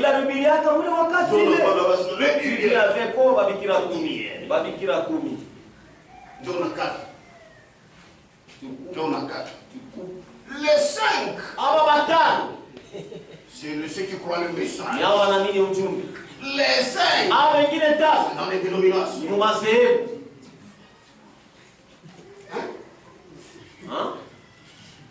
Donc, d'abord, il faut. C'est faux.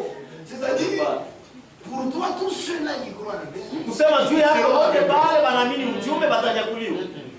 Hein? Il y a ceux-là qui resteront. Kuko wale watabakia. Ceux qui jouent. Un jour on parlera en long en large de siku moja tutasemea yule ya babikira 10. Nous nacheza ça. Vous jouez tellement. Ndio unapatia basi kwa ndio mama.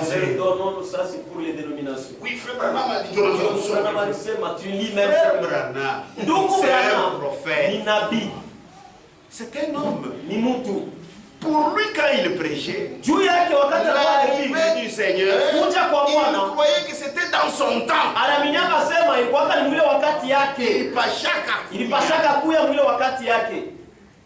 Et c'est tout à fait normal. Tout serviteur de Dieu, il prêche que Christ vient bientôt. Un prophète ne connaît pas tout. C'est Dieu qui connaît tout. Or, lui est venu pour emmagasiner la nourriture. Mais il devait y avoir le temps de la distribution. Avec le ministère de Matthieu 24.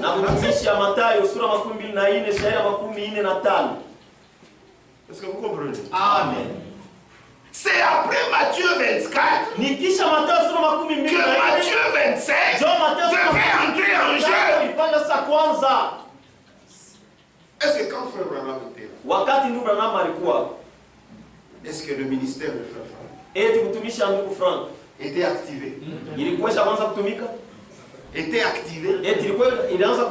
Non. C'est après que Dieu est terminé avec son prophète. C'est ainsi que frère Franck a pris le même message. Il l'a amené dans le monde. Amen. C'est après cela qu'on peut parler des 10 vierges. Le message est déjà venu. Il y a les croyants bibliques. Là, on peut parler de vierges. Quelle dénomination qui va faire une vierge? On fait pas la magie. J'ai toute une prédication, on fait pas la magie. Tu ne comprends rien. Amen. Je pense que c'est clair.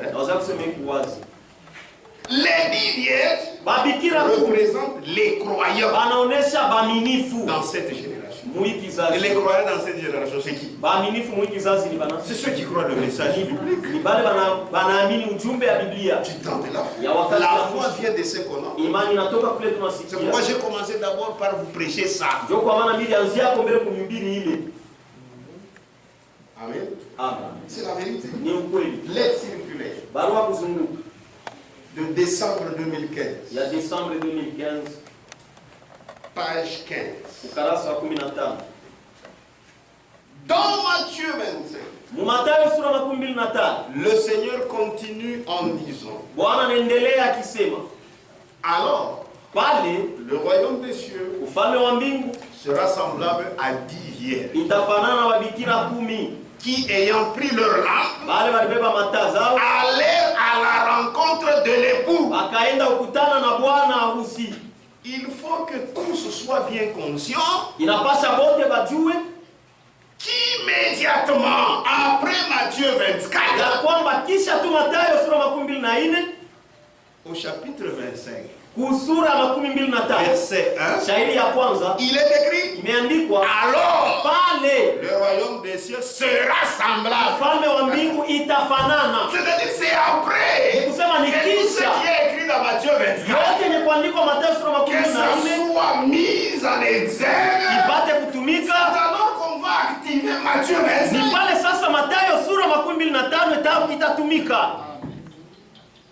Amen. Pas avant. Hapana mbele et pas après. Na hapana kisha. Mais alors, lakini pale, quand tout ce qui appartient au chapitre 24, wakati yote yenye kwa ya Mathayo 24 se réalise inatimilika, et que la vraie nourriture est distribué, s'accomplit la parabole des 10 vierges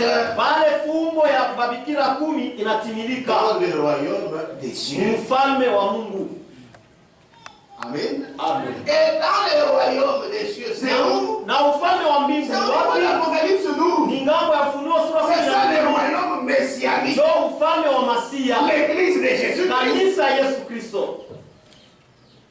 Le message retentit maintenant, toujours plus fort. Voici l'époux. Allez à sa rencontre. Les vierges folles, dont les lampes se sont éteintes, ont tout d'abord la lumière. Vous connaissez cette lumière? C'est ce message. Amen. Ont tout d'abord la lumière.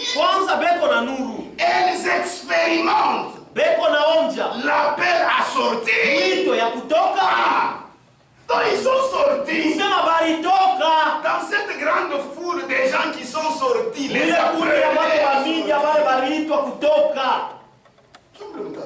c'est là que sortira ceux qui iront au ciel. C'est pourquoi c'est pourquoi ne joue pas. Tu vas rester. Ton insolence là diabolique. Amen. Amen. Les vierges folles dont les lampes se sont éteintes ont tout d'abord la lumière. Elles expérimentent l'appel à sortir, mais pas la préparation. C'est pourquoi plus tard on parlera de cette vie. On va parler. Qu'on puisse un peu nous secouer. Comprendre que aller au ciel, ce n'est pas de la blague. Elles expérimentent l'appel à sortir, mais pas la préparation. Voilà pourquoi il faut sortir de Babylone. Si tu es toujours dans Babylone, les affaires de Dieu, tu ne l'as pas encore commencé. Tu n'es même pas dans la course. Il faut sortir. Amen. Amen. Sortez. On avait lu ça, je vais relire. Apocalypse 126. C'est toujours très fort. Le dernier appel. Vous connaissez le dernier appel? C'est quoi? C'est ce message. Le dernier appel venant du ciel à la fin du temps de la grâce.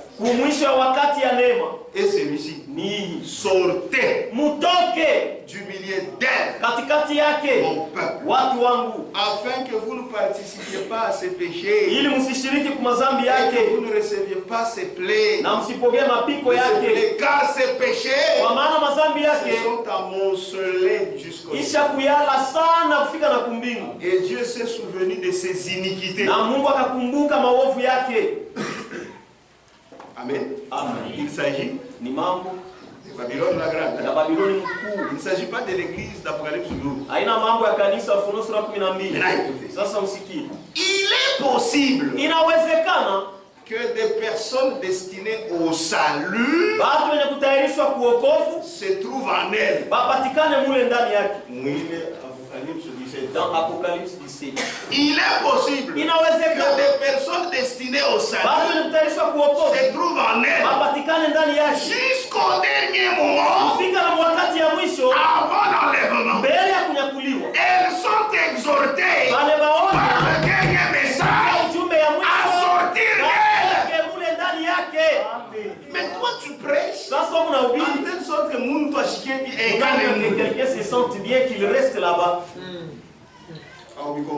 Tu n'as pas compris. Tu n'as rien compris. Puisque les hommes qui sont destinés au salut, c'est selon la préscience de Dieu.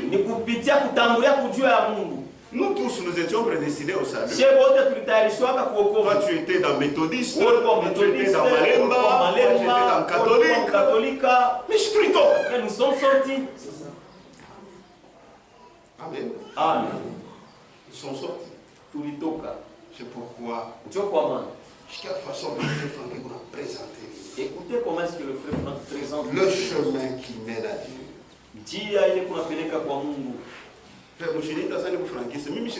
Frère, ne m'appelez pas moi Franck. Je ne suis même pas branhamiste. Mais je suis pour les serviteurs de Dieu. Dans leurs erreurs, je n'entre pas. Tout comme toi, n'entre pas dans mes erreurs. Amen. N'entre pas. Dis-nous comment tu jamais plein les erreurs. Je suis un homme, niko na bia mingi, makosa ya mingi. Mais ouais, bamba ya kimu. Mais toi, tiens ce qui est divin, ça va t'aider. Amen. Le chemin qui mène à Dieu, page 18. Njia ile kunapeleka kwa Mungu kalasa 18. Frère Franck, Franck connaît les choses de Dieu. Cher ami, c'est le chemin qui mène à Dieu. Barafiki yangu sana. Il n'y a que ce seul et unique chemin qui mène au salut. Kuko tu njia mmoja tu ya pekee ile kunapeleka kwa wokovu. Il n'y a que cette seule et unique vérité. Kuko tu paka hii ukweli moya moja tena ya pekee. Que ce seul et unique rédempteur. Na mmoja tu wa pekee mkombozi. Jésus-Christ. Yesu Kristo. Qui? Amen. Amen. Qui désire atteindre le but éternel ou les anapenda kufikia munia ya milele, kifukuzio ya milele.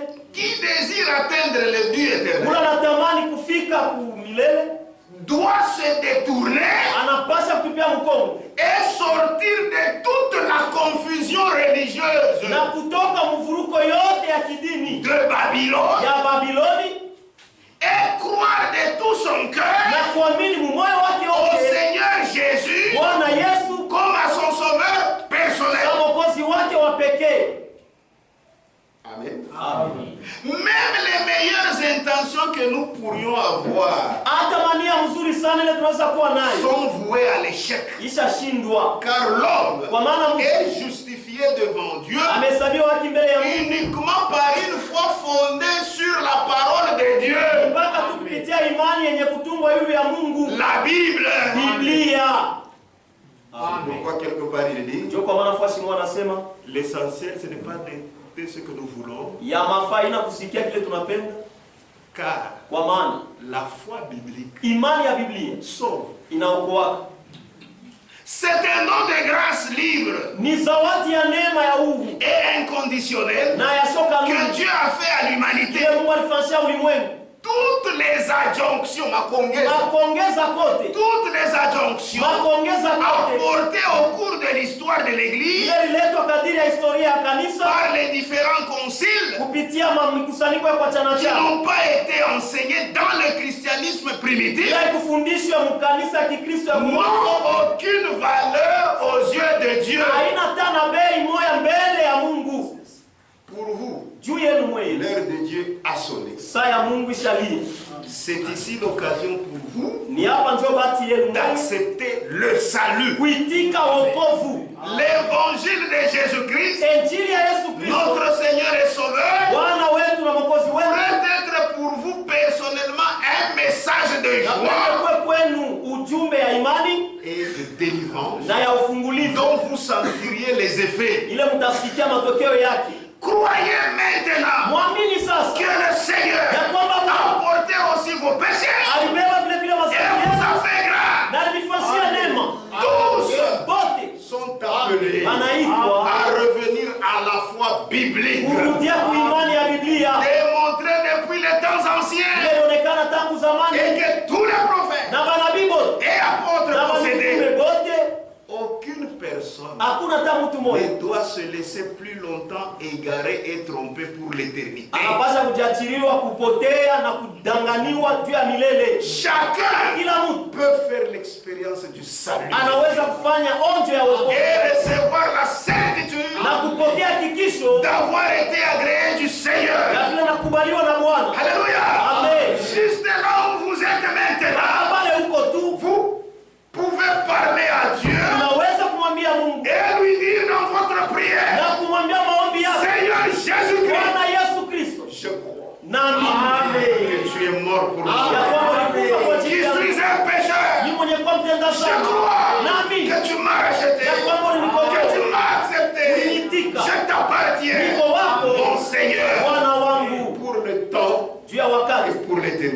ya milele. Oh mon Dieu, Mungu tu wangu, nous as rencontrés en Jésus-Christ ulikutana nasi ndani ya et en lui. na ndani Je yake. voudrais avoir une rencontre avec toi. Napenda nikutane na wewe. Alléluia. Amen. Qui désire atteindre le but éternel Ule anapenda kufika kushamba ya milele doit se détourner anapasha kupiga et mkono sortir na kutoka de toute la confusion religieuse mvuruko yote ya de Babylone ya Babiloni, et croire de tout son cœur kuamini moyo wake au wote Seigneur Jésus Bwana comme Yesu son sauveur kama personnel. mwokozi wake wa pekee. Alléluia. Eh, Lèvons-nous. tusimame. Vous avez compris l'église de Jésus-Christ? Unaelewa kanisa ya Yesu Kristo? Est-ce que tu es aussi parmi l'église de Jésus? Eti na uko katikati ya kanisa ya Yesu Kristo? Si tu es parmi l'église de Jésus, Kama uko katikati ya kanisa ya Yesu Kristo, tu vas suivre Jésus. utamfuata Yesu Kristo. Et Jésus-Christ Na Yesu Kristo anasemaka